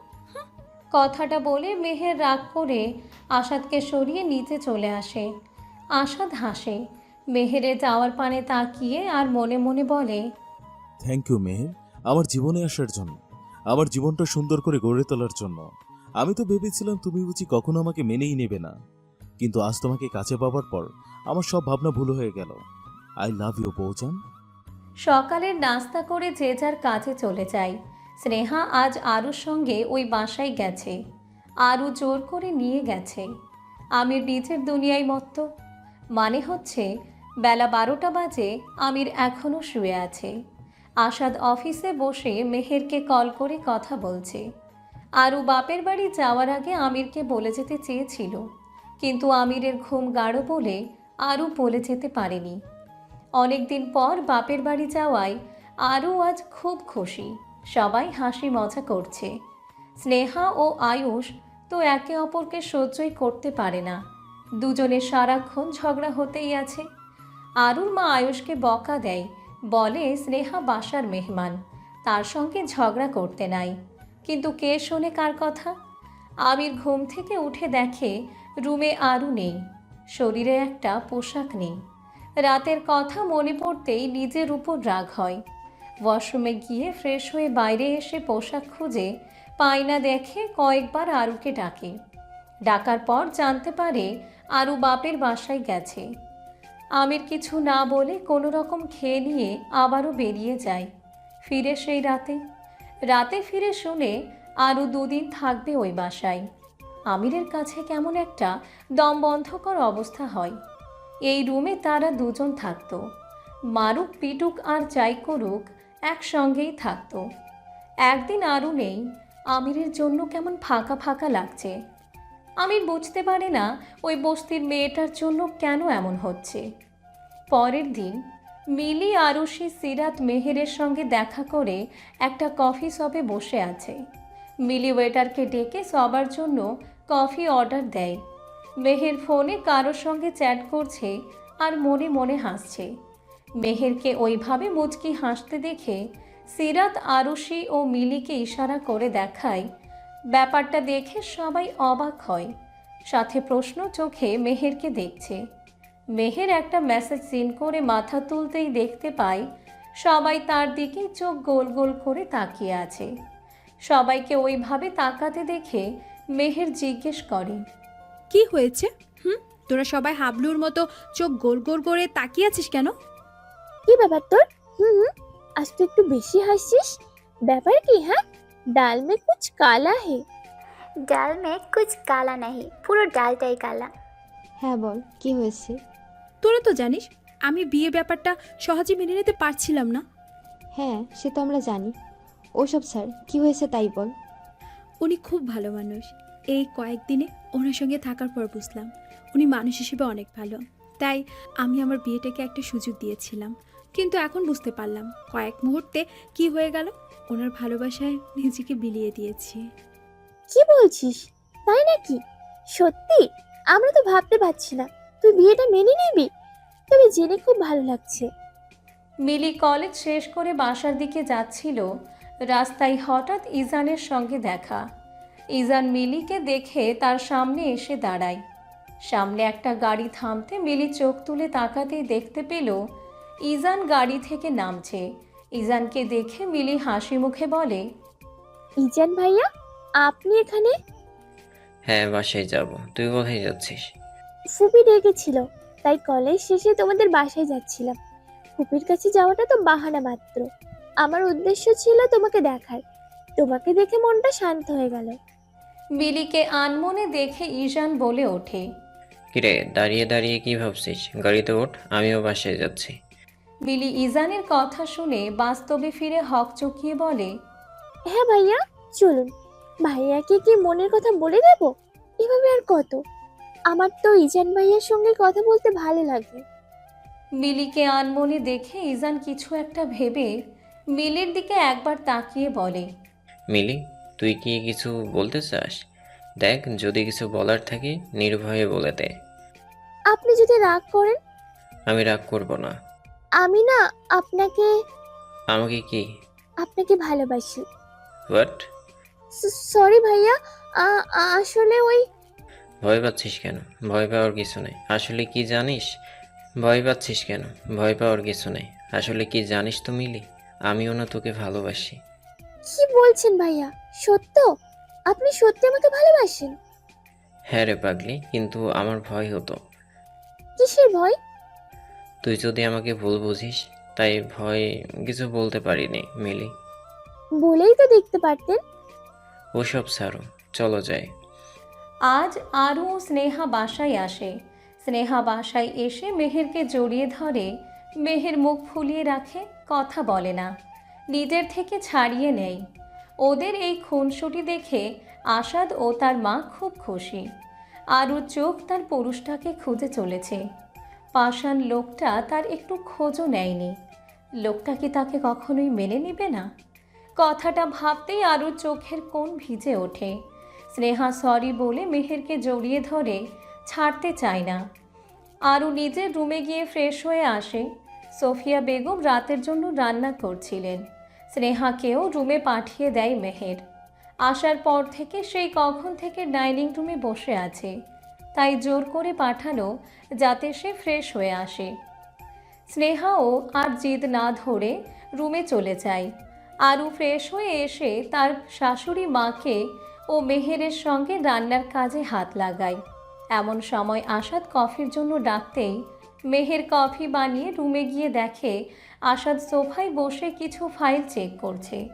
মেহের কফি পাশে ছোট্ট চা টেবিলের উপর রেখে আসাদের কোলে গিয়ে বসে। আসাদ অবাক হয়ে মেহেরকে দেখে।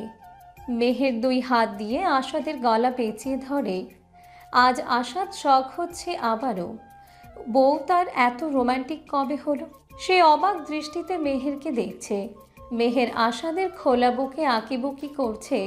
সাদা শার্টের বোতাম কয়েকটা খোলা ছিল, তার মধ্যে দিয়ে হাত ঢুকিয়ে এই কাজ করে যাচ্ছে। আসাদের কেমন অস্বস্তি লাগছে। এই মেয়ে কি বোঝে না সে কি করছে? আসাদ মেহেরের হাত ধরে নিয়ে তার দিকে তাকিয়ে বোঝার চেষ্টা করে মেহের কি করতে চাইছে। মেহেরের হাত ধরে নিতে মেহের এবার আসাদের আরও কাছে ঝুঁকে কানের খুব কাছে গিয়ে ফিসফিস করে বলে, শোনো না, আমি না কাল ওই বাসায় যেতে চাই। কি ওই বাড়ি যাবে না মানে? কেন? অনেকদিন ওই বাসায় যাইনি, তাই যাব। সকালে গিয়ে বিকালে চলে আসব। সত্যি তো বিকালে চলে আসবে? হ্যাঁ, বিকালে চলে আসব, প্রমিস। ওকে, যদি রাতে থাকো ওখানে তবে কিন্তু তোমার খবর আছে। না না, থাকবো না। রাত 11টা বেজে 25 মিনিট। সবাই রাতের খাবার খেয়ে চলে যায়। আরও আমিরের জন্য অপেক্ষা করতে থাকে। মানুষটাকে 2 দিন দেখেনি, তাই খুব দেখতে ইচ্ছে করছে। আরও অবাক হয়, মাঝে মাঝে ভাবে যে মানুষটা তাকে এত কষ্ট দেয় সেই মানুষটাকে দেখার কেন এত আগ্রহ। ওই মানুষটা তো কখনো বুঝলো না তাকে। কখনো কি বুঝবে ওই পাষাণ মানব? বুঝবে না। কথাটা ভাবতে ভাবতে আরও ঘুমিয়ে যায়। রাত তখন 12টা বাজে। আমির রুমে ঢুকে দেখে বেডের উপর কেউ শুয়ে আছে। আমিরের বুঝতে বাকি নেই মানুষটাকে। মেয়েটাকে দেখে আমিরের রাগ মাথায় চড়ে বসে। সে বেডের কাছে গিয়ে আরও ঝুঁটি ধরে টান মেরে মেঝেতে ফেলে দিয়ে অজস্র গালি দেয়। ঘুমের মধ্যে এমন কিছু হওয়ায় আরও ভয় পেয়ে যায়। ঘুমের রেশ কাটতে দেখে তার সামনে আমির দাঁড়িয়ে গালি দিয়ে যাচ্ছে। কোমর থেকে বেল্ট খুলে আরুকে আঘাত করে। বেল্টের আঘাতে আরুর শরীর যন্ত্রণায় ফেটে যাচ্ছে। আরু বুঝতে পারে না সে কি করেছে। সে অসহায় চোখে আমিরের পানে তাকিয়ে আছে। সে বোঝার চেষ্টা করছে কি করেছে, কিছুই মনে পড়ছে না। তাই কোনো রকম আঘাত সহ্য করে আমিরের দিকে করুণ চোখে তাকিয়ে বলে, কি হয়েছে আমির? আপনি এইভাবে আমাকে আঘাত করছেন কেন? আমি কি কিছু করেছি? কি করেছিস তুই জানিস না কি করেছিস? আমি সত্যিই জানি না, আপনি এত রাগ করছেন কেন? আমি কি করেছি বলুন? আরুর কথা শুনে আমির আরুর চুলের মুঠি ধরে মুখটা তুলে নিজের মুখের খুব কাছে নিয়ে এসে রাগান্বিত কণ্ঠে বলে, তুই কোন সাহসে ওই বাসায় গিয়েছিলি? আর গেলি তো গেলি, আমাকে একবার বলে যাওয়ার প্রয়োজন বোধ করিসনি? আমার পারমিশন ছাড়া তুই এই বাসা থেকে পাবার আস কি করে? সরি, আমার ভুল হয়ে গেছে, প্লিজ এবারের মতো ক্ষমা করে দিন। সত্যি আমার ভুল হয়ে গেছে, আর কখনো আপনার পারমিশন ছাড়া কোথাও যাবো না, প্লিজ ছেড়ে দিন। ছেড়ে দেব কোনোদিন না। বলে সেই রাতে আরুর উপর খুব আঘাত করে। আরু কান্না করতে করতে অজ্ঞান হয়ে যেতে আমির গিয়ে ঘুমিয়ে পড়ে। আরু সারা রাত সেভাবেই জ্ঞান হারিয়ে সেখানেই পড়ে থাকে। সকালে আমিরের ঘুম ভাঙতে দেখে আরু মেঝেতে পড়ে আছে, সারা শরীরে বেল্টের দাগ। আমিরের খারাপ লাগে। সে মনে মনে ভাবে এটা না করলেও পারত। সে তো মেয়েটাকে বউ বলে মানে না, তাহলে সে ওই বাড়ি যেতে রাগ করার কি ছিল? আচ্ছা, তাহলে কি মনের অজান্তে সে কি মেয়েটাকে ভালোবেসে ফেলেছে? না, সে আর ভাবতে পারে না। সে উঠে ফ্রেশ হয়ে বাইরে এসে আরুকে কোলে নিয়ে বিছানায় শুইয়ে দেয়। মাথায় হাত বুলিয়ে মনে মনে বলে, আমি তোমাকে অনেক কষ্ট দিয়েছি তাই না মায়াবতী? আর না, আমি তো এমন ছিলাম না। কিভাবে এমন হয়ে গেলাম? কিভাবে পারলাম আমি মেয়েটাকে এত যন্ত্রণা দিতে? আচ্ছা, ওরও তো কোনো দোষ ছিল না। সেদিনও ওর কাজ করেছে, আর আমি তো ফোনের দাম না দিয়ে এসেছিলাম, সেই জন্য মেহের ওকে সাহায্য করেছে। তাহলে আমি কি করে এই অসহায় মেয়েটার ওপর এভাবে নিষ্ঠুর আঘাত করতে পারলাম? না, আর নয়, যে মেয়েটাকে আমি বারবার আঘাত করেছি এরপর থেকে আর কোনো আঘাত না। আমি আমার ভালোবাসা দিয়ে ওকে জড়িয়ে নিব। সরি বউ পাখি, আমাকে আজকে সময় দাও। আমি রাতে ফিরে এসেই তোমার মনের কথা বলে দিব। আর কোনো বখাটে বনা নয়। কাল থেকে ভাইয়ের সঙ্গে অফিসে যাব, তোমার যত্ন নিব, আই প্রমিস। বলেই আমির আরুর কপালে একটা মিষ্টি পরশ এঁকে দিয়ে ড্রয়ার থেকে ফার্স্ট এড বক্স নিয়ে আরুর শরীরের প্রতিটা আঘাতে নিজে যত্ন করে মলম লাগিয়ে দিচ্ছে। আরু যেন একটু স্বস্তি পেল। তাই তো সে হঠাৎই আমিরের এক বাহু জড়িয়ে ধরে আমিরের বুকে মাথা এলিয়ে দেয়। আমির মেয়েটার দিকে তাকিয়ে হাসে। সেই সময় মেহের রুমের দিকে আসছিল। আমিরের বুকে আরুকে দেখে অবাক হয়। আর আমিরের কথা শুনে মেহের যেন বিশ্বাস করতে পারছে না তার বন্ধু বদলে গেছে। আমির আরুকে শুইয়ে দিয়ে যেই উঠে বাইরে যেতে চায়, অমনির সামনে দেখতে পাই মেহেরকে। মেহের থম মেরে দাঁড়িয়ে আছে। আমির মেহেরের হাত ধরে রুমের বাইরে গিয়ে আস্তে করে বলে, মেহের, আই এম সরি। আমি ওকে অনেক কষ্ট দিয়েছি, আমি জানি, কিন্তু আমি তোকে কথা দিচ্ছি, আজকের পর তোর ওই বোনকে আমি একটুও আঘাত দিব না। আজকের পর ওর সব আঘাতের মরম হব আমি। ওকে কোনো আঘাত, কোনো কষ্ট পেতেই দিব না। আমিরের মুখে এমন কথা শুনে মেহের সত্যি খুব অবাক হচ্ছে। এই ছেলেটা এত সহজে বদলে যাবে ভাবতে পারেনি। সে তো ভেবেছিল ওর সঙ্গে বিয়ে দিয়ে মেয়েটার জীবন নষ্ট করেছে, তাই সে ওদের ডিভোর্সের কথা ভাবছিল। মেহের কিছু বলার আগে আমির আবারও বলে, মেহের, তুই আজ ওকে একটু দেখে রাখিস, আর ও যে কোনো কাজ না করে পুরো দিন ওকে রেস্ট নিতে বলিস। আমি আজ বাসায় ফিরেই ওকে আমার মনের কথা বলে আপন করে নিব। আমাকে এইটুকু সাহায্য করবি মেহের? আমি ওকে প্রপোজ করতে চাই। আমাকে এইটুকু সাহায্য করবি? বল না ইয়ার, করবি আমাকে এই সাহায্যটুকু? করব, তুই যদি সত্যি ওকে মন থেকে মেনে নিস তবে আমি তোকে সাহায্য করব। আর হ্যাঁ, ওকে এখন কিছু বলিস না, আমি যে ওকে প্রপোজ করতে চাই। ঠিক আছে, বলবো না। তুই কোথাও যাবি না, কিন্তু জলদি বাসায় ফিরে আসবি। আমি আজ একটু ওই বাসায় যাব, তাই আরুকে ডাকতে এসেছিলাম। কিন্তু মেয়েটার যে হাল করেছিস, তারপর আজ আর ওই বাড়ি যাওয়া হবে না আমার। সরি ইয়ার, আর হবে না, এখন আমি হাসছি। আচ্ছা ঠিক আছে, তবে যাওয়ার আগে নিজের আঘাতগুলোতেও একটু মলম লাগিয়ে নিস। যাকে আঘাত দিয়ে মলম লাগিয়ে দিলি সে তো শান্তি পেলে হয়তো এবার তুইও।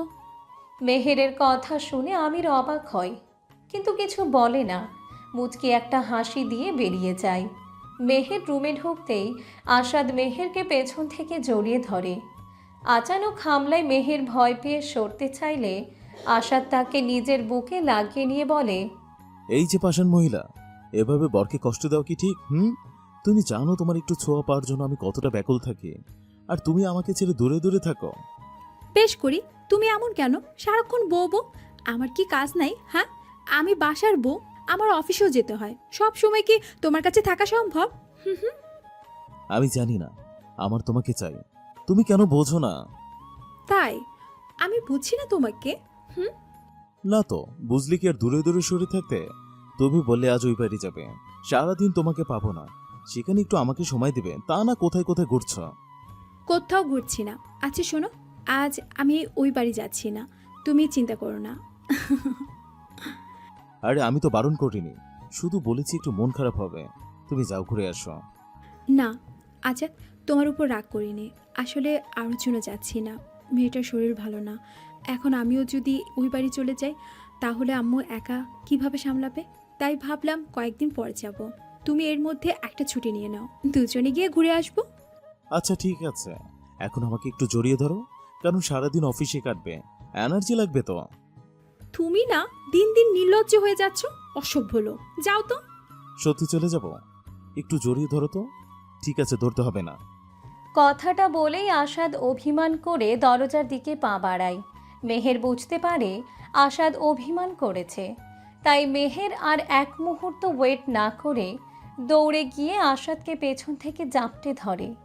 আচানক এমন কিছু হওয়ায় আসাদ অবাক হয়ে দাঁড়িয়ে পড়ে। আসাদ ঠাই দাঁড়িয়ে থাকে, মেহের সেভাবেই পেছন থেকে জড়িয়ে রেখেছে। আসাদ এবার মেহেরকে সামনে নিয়ে এসে বুকের মাঝে জড়িয়ে ধরে। মেহেরও আসাদের ওই প্রশস্ত বুকে লেপ্টে ছিল।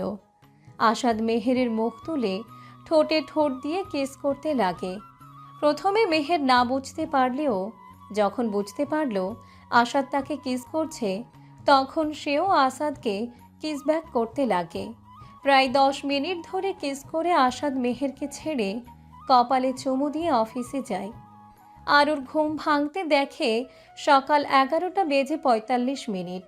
আরও অবাক হয়ে যায়, সে এতক্ষণ ঘুমিয়েছিল। ভাবতেই সে ভয় পেয়ে গেল। সবাই কি ভাবছে? সবাই কি তার উপর রাগ করে তাকে ডাকতে আসেনি? কথাটা মনে হতেই আরুর চোখ ছলছল হয়ে উঠল। আরু বিছানা থেকে নামতে গিয়ে আরও একবার অবাক হয়। তার যতটা মনে আছে সে কাল আমিরের হাতে মার খেয়ে মেঝেতেই ঘুমিয়েছিল। তাহলে বেডের উপর এলো কি করে? আর তার ব্যথার জায়গায় মলম লাগানো কে করলো এসব? আপু এসেছিল নাকি স্নেহা? কিন্তু ওরা তো কখনো আমাদের রুমে আসে না। আমিরের তো বারণ আছে। তাহলে কি আমির? কিন্তু আমির কি করে হবে? উনি তো না না, মেয়েটা আর কিছুই ভাবতে পারছে না। ওয়াশরুমে গোসল করে নিয়ে যন্ত্রণায় মুখ দিয়ে চিৎকার বেরিয়ে আসে।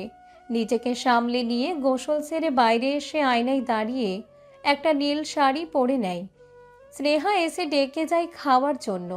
যাচ্ছি বলে আরও আঘাতের জায়গাগুলো যতটা সম্ভব ঢেকে নেয়, তারপর নিচে আসে। ওইদিকে ইজান ও মিলি চুটিয়ে প্রেম করছে। মিলি অফিস যাওয়ার জন্য রাস্তায় আসতেই ইজানের সঙ্গে দেখা হয়। ইজানকে দেখে মিলির মুখে একটা হাসি ফুটে ওঠে। গাড়ি থামতে মিলি গিয়ে ইজানের পাশের সিটে বসে। ইজান গাড়ি স্টিয়ারিং ঘোরাতে ঘোরাতে মিলির একটা হাত চেপে ধরে। মিলি ইজানের পরশে কেঁপে ওঠে, নিজেকে সামলায়। ইজান বলে ওঠে, Mili, can I kiss you please? তোমাকে একটু শুয়ে দিতে মন চাইছে। Can I? ইজানের এমন কথা শুনে মিলি কি বলবে বুঝতে পারে না। ইজানের পরশে সে নিজেও কেমন শিথিল হয়ে গেছে। বাধা দিতে চেয়েও যেন পারছে না বাধা দিতে। ইজান আস্তে করে ঝুঁকে মিলির ঠোঁট ছুঁয়ে দিতে চায়, কিন্তু হঠাৎ মিলির কি হলো কে জানে। সে নিজেকে সরিয়ে নিয়ে মিনতির সুরে বলে, ভাইয়া, এভাবে নয়। আমি চাই না বিয়ের আগে এসব করতে। প্লিজ একটু বোঝার চেষ্টা করুন। আমি বুঝি মিলি, তুই চিন্তা করিস না।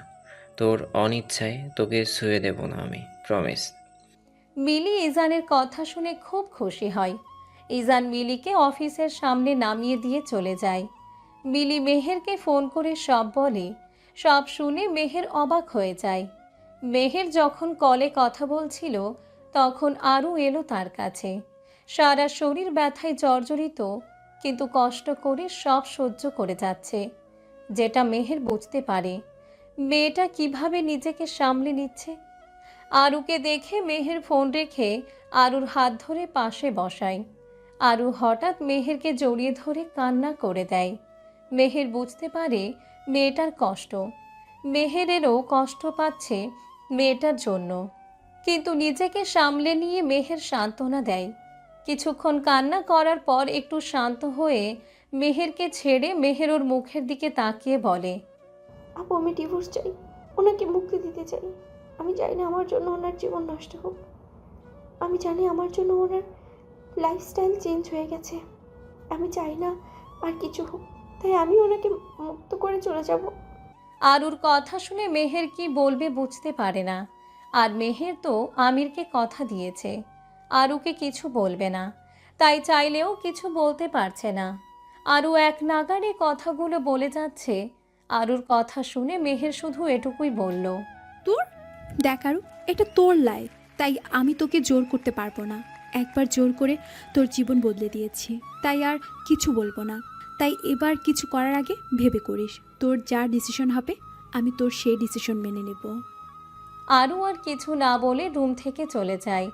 মেহের নিচে এসে দেখে তার শাশুড়ি বসে কারোর সঙ্গে ফোনে কথা বলছে। মেহের তার শাশুড়ির কাছে যায়। সোফায় বসে মেহের তার কোলে মাথা এলিয়ে দেয়। মেহেরের কাণ্ডে তার শাশুড়ি অবাক হয়, কিন্তু ঠোঁটের কোণে একটা মুচকি হাসি ফুটে ওঠে। তিনি মেহেরের মাথায় হাত বুলিয়ে দেয়।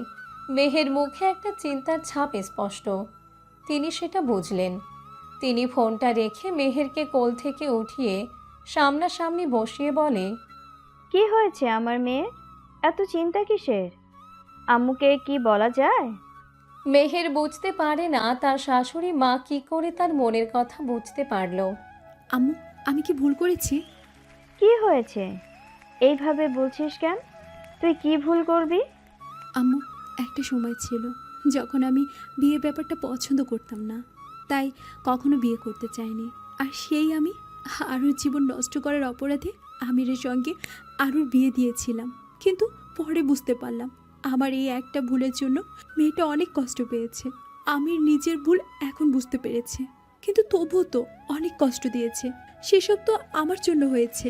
আজ আরু আর সেই কষ্ট সহ্য করতে পারছে না বলে ডিভোর্স নিতে চাইছে। কিন্তু তোমার ছেলে তো একটা সুযোগ চাইছে, আরুকে নিজের করে নিতে চাইছে। আমি এখন কি করব বুঝতে পারছি না। একদিকে বন্ধু যে নিজেকে তার বউয়ের উপযুক্ত করতে চাইছে, অন্যদিকে আরু আমার বোন। আমি কাকে সাপোর্ট করব? আমি কিছুই বুঝতে পারছি না। চিন্তা করিস না মা, তোর কথা যদি সত্যি হয়, আমার ছেলে যদি সত্যি তার ভুল বুঝে নিজেকে শুধরে নেয়, তাহলে বলবো এই ব্যাপারটা আমার ছেলের উপর ছেড়ে দে। আমার ছেলে যদি তার বউকে আটকাতে সক্ষম হয়, তবেই আমরা ওর পাশে থাকবো। আর যদি না পারে, তবে আমি তো কোনো দিনও ওকে ক্ষমা করব না। তাই ওদেরকে ওদের মতো ছেড়ে দে, মন খারাপ করতে হবে না। এখন দেখ আমার বড় ছেলেটা কোথায়। ও কেমন? আমি রুমে যাই। ওকে যা, আর কোনো কিছু ভাবতে হবে না। রাত 10টা। সবাই খেয়ে দিয়ে যে যার রুমে চলে গেছে। আসাদ ফোনে কারোর সঙ্গে কথা বলছে। মেহের আরও দুজনে স্নেহার রুমে, সেটাও আমিরের জন্য। আমির বলেছিল আরুকে কিছুক্ষণ যেন তাদের রুমে আসতে না দেয়। তাই মেহের আরুকে জোর করে স্নেহার রুমে নিয়ে গিয়ে গল্প করছে, গেম খেলছে। 11:50 আমিরের ফোন থেকে মেহেরের ফোনে একটা মেসেজ আসে। মেহের মেসেজে দেখে মুখে একটা হাসি ফোটে। সে স্নেহাকে ইশারা করে, বলে রুমে যাবে, ঘুম পাচ্ছে। তাই মেহের উঠে যায়, কিন্তু আরও ওই রুমে যেতে চায় না। কিন্তু কাল রাতের কথা মনে পড়তে ভয়ে আতঙ্কে তার অন্তরাত্মা কেঁপে ওঠে। তাই ভয়ে ভয়ে উঠে দাঁড়িয়ে সবাইকে বাই বলে রুমের দিকে পা বাড়ায়। আরুর যাওয়ার দিকে তাকিয়ে আছে স্নেহা ও মেহের। মেহের আরুর দিকে তাকিয়ে মনে মনে বলে, আল্লাহ, আজ মেয়েটার জীবনে নতুন মোড় আসতে চলেছে। সে যেন নতুন জীবনটাকে সাদরে গ্রহণ করতে পারে। আমি মেয়েটাকে নিজের সঙ্গে এমনভাবে বেঁধে ফেল যেন মেয়েটা চাইলো তোকে ছেড়ে না যেতে পারে। ও অনেক কষ্ট পেয়েছে, আর ওকে কষ্ট দিস না রে। ওর জীবনটা সুন্দর করে গড়ে তুলিস। আমি আমার বোনের মুখে হাসি দেখতে চাই। আরু ধীর পায়ে রুমের দিকে যায়। আজ রুমের দিকে যেতে কেমন একটা অস্বস্তি ফিল করছে। তারপরেও সে এগিয়ে যায়। রুমের সামনে গিয়ে আরু হতভম্ব হয়ে দাঁড়িয়ে যায়। ভিতর থেকে একটা আওয়াজ আসে, ভিতরে আসো। মানুষটার গলার আওয়াজ শুনে যেন শরীর মন শান্ত হয়ে গেল। আরু বুঝল না এই মানুষটার জন্য কেন এমন হয়। আরু আস্তে আস্তে রুমে ঢুকে অবাক। পুরো রুম খুব সুন্দর করে সাজানো। কীরকম একটা সুঘ্রাণ আসছে আরুর নাকে। আরু বুঝতে পারছে না এসব কি হচ্ছে। আরু অবাক হয়ে সব দেখছে। এমন সময় তার সামনে এসে দাঁড়ায় আমির। আমিরকে দেখে আরু ভয়ে কোঁকড়ে যায়। আরুকে ভয় পেতে দেখে আমিরের খুব খারাপ লাগে। আরুর হাত পা কাঁপছে, মুখ দিয়ে কোনো আওয়াজ আসছে না। আমির বুঝতে পারে এই কয়েকদিনে সে মেয়েটাকে কি পরিমাণ আঘাত করেছে, যার কারণে মেয়েটা তাকে এতটা ভয় পাচ্ছে। ওইদিকে আসাদ বেডে শুয়ে সিলিংয়ের দিকে তাকিয়ে আছে। কী সব যেন আকাশ পাতাল ভেবে যাচ্ছে। একটু পর মেহের রুমে এলো। আসাদ একবারও মেয়েটার দিকে তাকায়নি। মেহের আর চোখে দেখল তার অভিমানী পুরুষটাকে, আর মনে মনে ভাবে অভিমানও করতে পারে। এটা ভেবে সে ওয়াশরুমে গিয়ে ফ্রেশ হয়ে আসে। বাইরে এসে দেখে আসাদ বেডের এক পাশে গিয়ে পাতলা চাদর টেনে শুয়ে পড়েছে। আসাদের এই বাচ্চামো দেখে মেহের মুচকি হাসে। তার পুরুষটা এমন কেন? সারাক্ষণ বাচ্চাদের মতো মুখ ফুলিয়ে রাখে। মেহের হেসে তার পাশে শুয়ে জড়িয়ে ধরে। আসাদ মেহেরের হাত সরিয়ে দেয়। মেহের আবারও জড়িয়ে ধরে, আসাদ সরায়। মেহের আসাদকে জড়িয়ে ধরে আবেগ মিশ্রিত গলায় বলে, সরি, রাগ করো না। দেখো, আজ একটা কারণে এত রাতেও বাইরে ছিলাম। বোঝার চেষ্টা করো। কি কাজ এত রাতে? আরুর জন্য। আরুর জন্য? আরুর জন্য মানে কি? তুমি তো জানো আমির কেমন। ও সবসময় আরুকে আঘাত করতো, কষ্ট দিত। এখন আমির নিজের ভুলগুলো বুঝতে পেরেছে। তাই ও নিজের ভুলগুলো সূত্রে নিজেকে আরুর কাছে মিলে ধরতে চায়, আরুকে আপন করতে চায়। কি বলছো সত্যি? আমি নিজের ভুল বুঝতে পারছি। হ্যাঁ, তাই ও আজ আরুকে প্রপোজ করতে চেয়েছে। সেজন্য কিছুক্ষণ আরুকে ব্যস্ত রাখতে বলেছিল। তাই আমি স্নেহাকে আরুকে একটু ব্যস্ত রেখেছিলাম। বুঝলাম। এতক্ষণ আরু আর আমিরকে সাহায্য করেছে, ভালো কথা। এবার আমাকে সাহায্য করো, না হলে আমি শেষ হয়ে যাব। দূর সরো তো, শুধু নাটক। আমি নাটক করছি বলেই আসাদ দূরে সরে যায়। আসাদের এই বাচ্চামুখগুলো মেহের খুব পছন্দ করে। সে গিয়ে আসাদকে জড়িয়ে ধরে ঠোঁটে ঠোঁট মিশিয়ে দেয়। দুজনে ভেসে যায় এক ভালোবাসার অতল গভীরে। ওইদিকে আমির আরুর সামনে গিয়ে দাঁড়ায়। মেয়েটা চোখ তুলে তাকাতে পারছে না। আরু দাঁড়িয়ে আছে আমিরের সামনে, শরীর শক্ত, চোখে ভয়। মোমবাতির আলোয় ঘরটা সুন্দর, কিন্তু আরুর মুখে সেই সৌন্দর্য ছুঁতে পারছে না। আমির বুঝল এই ঘর সাজানো মানে আরুকে ফেরানো না, এটা শুধু একটা স্বীকারোক্তি। সে এক পাও এগোলো না, মেঝেতে বসে পড়ল, দূরত্ব রাখল। আরও আমিরের গলা ভারী। আমি জানি তুমি ভাবছো আমি আবার কোনো নাটক করছি, কারণ আমি তোমাকে সব সময় কষ্টই দিয়েছি। ভালোবাসা তো দূর, আমি তোমাকে সম্মানও দিইনি। সে মাথা নিচু করলো। আমি আজ তোমার কাছে ভালোবাসা চাইতে আসিনি, কারণ আমি জানি আমার কাছে তোমাকে দেওয়ার মতো ভালোবাসা নেই, আগে কখনো ছিল না। আমি শুধু তোমাকে ভেঙেছি, তোমার সাহস কেড়েছে। ঘরটা নীরবতায় ছেয়ে আছে, শুধু মোমবাতির শিখা কাঁপছে। রুমের আলোক সজ্জা আরুর মনে দাগ কাটছে না। আমির আসতে বলল, আমি আজ এত কিছু করেছি একটা কথা বলার জন্য। আমি আর তোমাকে আঘাত দিতে চাই না। আমি যদি তোমার জীবনে থাকি, আমি শিখবো কীভাবে ভালোবাসতে হয়। আমি শিখবো কীভাবে তোমাকে ভয় না পাইয়ে পাশে দাঁড়াতে হয়। আরও কিছু বলছে না, সে চুপচাপ দাঁড়িয়ে থাকে। তার মাথায় কিছুই ঢুকছে না। কি হচ্ছে এসব? সে কি সত্যি আমিরের মুখে ওইসব কথা শুনছে? আমির তাকে এসব বলছে? এটাও কি সম্ভব? আরও ভাবতে পারছে না। আরুর ভাবনার মাঝে আমির একটা ছোট বাক্স আরুর দিকে বাড়িয়ে দিয়ে বলল, এর ভেতরে কিছু নেই, কোনো রিং নেই, কোনো প্রতিশ্রুতি নেই, শুধু একটা কথা আছে। আমি জানি আমি তোমার যোগ্য না আরও, কিন্তু আমি যদি আজ তোমার কাছ থেকে একটা সুযোগ চাই, তুমি কি আমাকে সেই সুযোগ দিবে? আমি নিজেকে তোমার যোগ্য বানাতে চাই। আমির চোখ তুলল। আরু তখনও চুপচাপ দাঁড়িয়ে আছে। সে একটু চোখ তুলে আমিরের দিকে তাকায়। দুজনের চোখ এক হয়। আমির তার চোখে চোখ রেখে আবার বলল, আমি তোমাকে ভালোবাসি এটা বলবো না, কারণ আমি এখনও জানি না ভালোবাসা কেমন হয়। আমি শুধু জানি তুমি যখন ভয় কাঁপো আমার বুকটা ভেঙে যায়। আমি সেই ভাঙন থামাতে চাই। আমি চাই না আমার দ্বারা আর কোনো আঘাত তুমি পাও। আমি আমার ভালোবাসা দিয়ে তোমাকে ভরিয়ে দিতে চাই। কিন্তু তুমি যদি আজ আমাকে না বলো, তাহলে আমি চলে যাব, আর কখনো তোমার সামনে আসবো না। কিন্তু যাওয়ার আগে শুধু এটুকু বলে চাই, আমি চাই তুমি আর কখনো তুমি আমার জন্য কাঁদবে না। আরু তখনও চুপ, কিন্তু তার কাঁপা হাতটা একটু থেমেছে। সে মানুষটাকে ভালো করে দেখল, আর মনে মনে ভাবল, এটাই কি সেই মানব যে কাল পর্যন্ত তাকে শুধু আঘাত দিয়ে গেছে?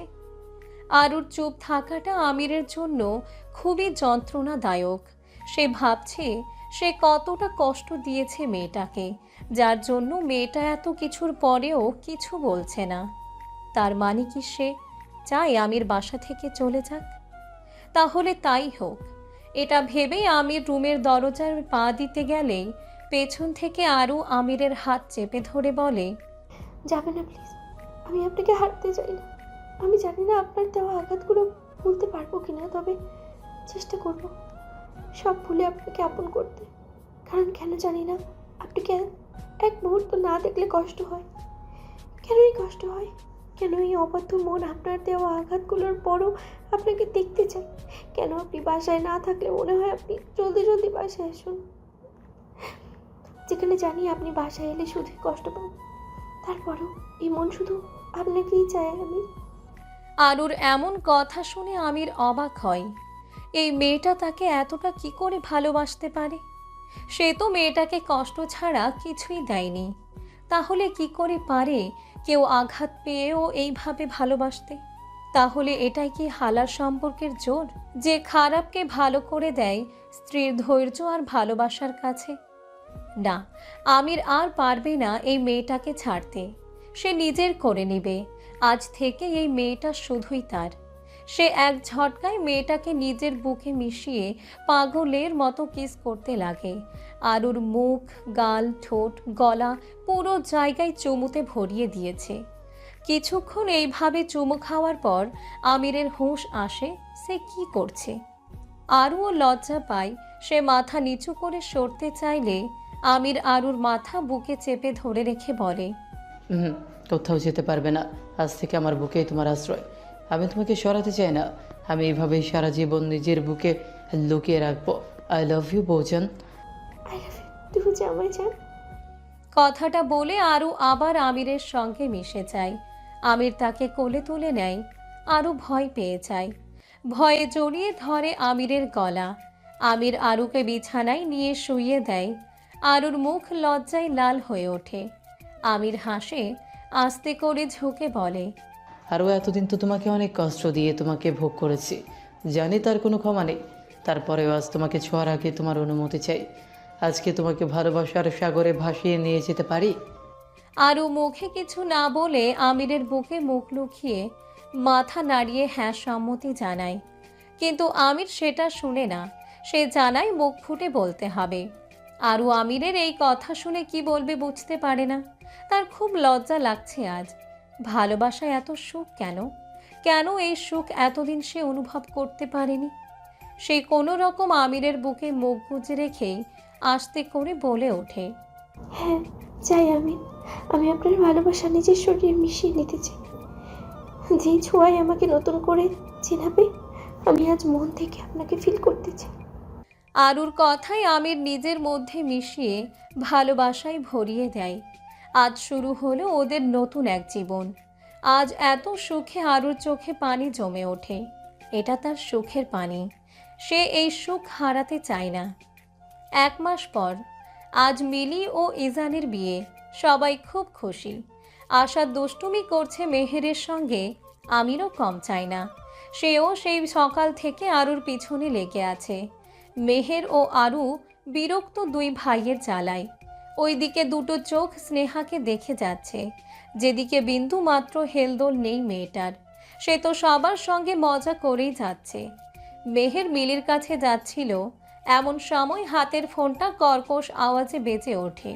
মেহের ফোনটা চোখের সামনে ধরতেই একটা নম্বর চোখের সামনে ভাসে। নম্বর দেখে মেহেরের চোখ চকচক করে উঠেছে। মনের মধ্যে একটা ভয়। সে কোনো কিছু না ভেবে ফোনটা রিসিভ করে ধরতেই উল্টো পাশ থেকে কিছু কথা কানে আসে। মেয়েটা কথাগুলো শুনে এক দৌড়ে বাসা থেকে বেরিয়ে যায়। 1 ঘন্টা হয়ে গেছে, মেহের এখনও বাসায় আসেনি। মেয়েটাকে ফোনেও পাচ্ছে না। এদিকে মিলি ও ইজান অপেক্ষা করছে, কাজী তাড়া দিচ্ছে। ইজান বিরক্ত নিয়ে তার মায়ের দিকে তাকায়। তার মা একটু অপেক্ষা করতে বলে, কিন্তু ইজানের আর ধৈর্য ধরতে পারে না। সে কাজীকে বিয়ের কাজ শুরু করতে বলে। কাজী সব ঠিকঠাক করে বিয়ে পড়ানো শুরু করে। কাজী প্রথমে মিলিকে কবুল বলার জন্য বলে। মিলি অনেকক্ষণ চুপ করে আছে। ইজান তখন মিলিকে আবার তাড়া দেয়। মিলি বাধ্য হয়ে কবুল বলতে যাবে, তখন দূর থেকে একটা আওয়াজ আসে সবার মাঝে। এই বিয়ে হবে না। এই একটা কথা পুরো বাড়িকে থমথমে করে দিয়েছে। ইজান, মিলি ও বাকিরা আওয়াজের উৎসের দিকে তাকায়। মেহেরকে এই কথা বলতে দেখে সবাই প্রশ্নবোধক চোখে মেহেরের দিকে তাকিয়ে আছে। ইজান মেহেরকে এই কথা বলতে শুনে বলে, বনু কি বলছিস? বিয়ে বন্ধ করবে মানে কি? বিয়ের সব কাজ প্রায় শেষ, শুধু কবুল বলা। এবার মেহের ইজানকে কিছু বলতে না দিয়ে হাত তুলে থামিয়ে দেয়।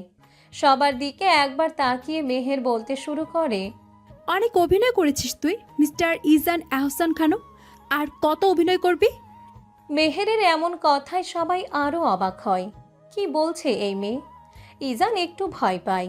সে ভয়টাকে লুকিয়ে কড়া গলায় বলতে চেষ্টা করে, এসব কি বলছিস বনু? অভিনয় মানে? আমি আবার কি অভিনয় করব? সত্যি তুই বুঝতে পারছিস না নাকি আমাকে সব বলতে হবে? ঠিক আছে, আমি সব বলছি।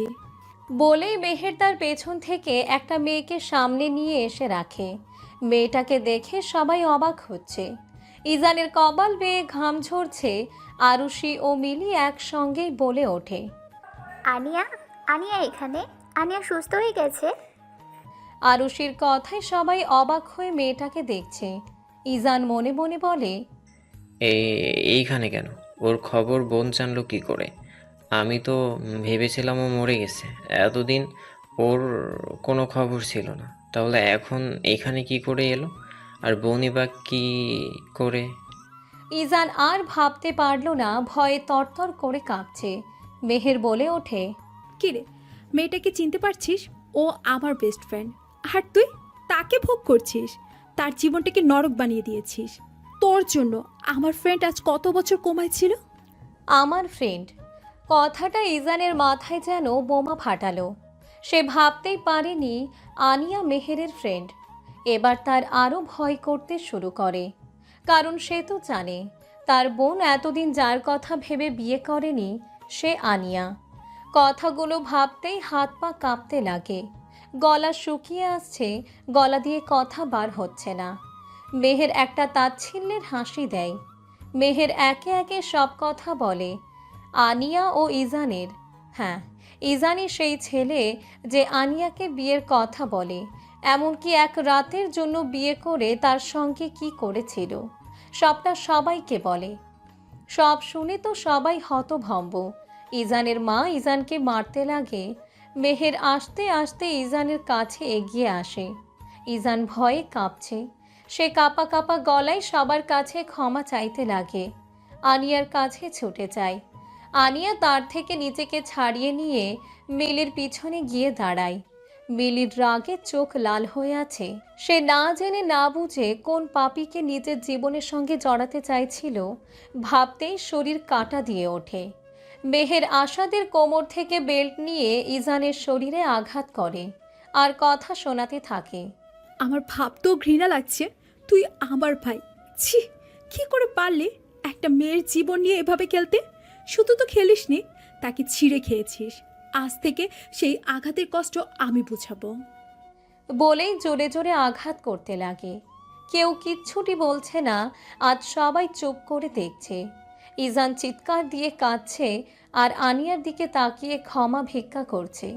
আনিয়া চোখ সরিয়ে নেয়। ইজান এবার মিলির দিকে তাকায়। মিলি থুতু ছিটিয়ে দেয় ইজানের দিকে। মেহের বলে, তুই সেই কালপেট না? সেটা জানার আগে আমার মরণ হলো না কেন? হ্যাঁ, তোর মতো ভাই থাকার চেয়ে মরে যাওয়া অনেক ভালো ছিল। তুই এত কিছুর পরও কি করে বেঁচে আছিস? তোর জন্য মেয়েটা কত অত্যাচার সহ্য করে গেছে। আজ সে সব আমি তোকে ফেরত দেব, তুই শুধু দেখতে থাক। মেহেরের এমন কথা শুনে ইজান কাপা গলায় বলে, আমি ভুল করে ফেলেছি, আর কখনো এমন হবে না। প্লিজ অনিয়া, মিলি, আমি নিজের মধ্যে ছিলাম না। কিভাবে কি হয়ে গেল? কেউ ইজানের দিকে তাকায় না। সবাই মুখ ফিরিয়ে নেয়। মেহের বলে, তোর লজ্জা করছে না এই কথাগুলো বলতে? খুব শখ না মেয়েদের ইজ্জত নিয়ে খেলা করার? আজ তোর এমন হাল করব যে আজকের পর থেকে আর কোনো মেয়ের সংস্পর্শে যেতে পারবি না। বলেই মেহের কয়েকটা মেয়েকে দিয়ে ইজানকে খুব মার খাওয়ায় আর ইজানের প্রাইভেট পার্টে এমনভাবে আঘাত করে যে ইজান গলা ফাটিয়ে চিৎকার করে ওঠে যন্ত্রণায়। আনিয়া ও মিলির মুখে তৃপ্তির হাসি। ইজানের মা কান্না করছে কিন্তু প্রতিবাদ করছে না। তার ভাবতেই কষ্ট লাগছে সে এমন একটা সন্তান গর্ভে ধারণ করেছিল ভেবে। মেহের আরও যেভাবে কষ্ট দেয়া যায় সবভাবে কষ্ট দেয়। পুলিশ এসে ইজানকে নিয়ে যায়। আনিয়া মেহেরকে জড়িয়ে কান্না করে দেয়। মেহের আনিয়াকে শান্ত না করে আসাদ এগিয়ে এসে মেহেরকে জড়িয়ে নেয়। আজ মেয়েটা অনেক কষ্ট পেয়েছে। সে যে মানুষটাকে খুঁজে এসেছিল সে তারই ভাই। এটা জানার পর একটা বোনের উপর দিয়ে কি যায় একমাত্র সেই বোঝে। আসাদ আমির সবাইকে নিয়ে বাসায় আসে। আমির আরুকে নিয়ে নিজের রুমে যায়। আসাদ মেহেরকে বলে, তাহলে এই কারণে তুমি বিয়ে করতে চাইতে না, সব ছেলেদের ঘৃণা করতে? হ্যাঁ, তুমি জানো না আমার ফ্রেন্ড কত কষ্ট সহ্য করেছিল। বুঝতে পারছি। বলেই আসাদ মেহেরকে নিজের মধ্যে মিশিয়ে আদর দিতে লাগে।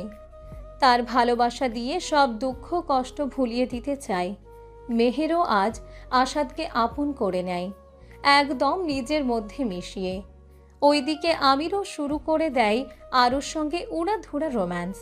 আমাকে এত ভালোবাসা দেওয়ার জন্য তোমাকে অনেক অনেক। কিছু শুনতে চাই না, তোমার ভালোবাসা চাই। বলেই গলায় মুখ ডুবায়। আসাদ মেহেরকে কোলে বসিয়ে কানের কাছে মুখ নিয়ে বলে, আমার একটা বাবু চাই জান, একটা বাবু দিবে? কথাটা শুনে মেহের লজ্জায় আসাদের বুকে মুখ লুকায় আর আস্তে করে বলে, আমার কোনো আপত্তি নেই, তুমি শুরু করতে পারো। Processing, I am ready. শুরু হয় ওদের এক ভালোবাসার জার্নি, যে ভালোবাসা কখনো কম হওয়ার নয়। ওরা ভালোবেসে এভাবেই একে অপরের পাশে থাকুক এই কামনাই করি।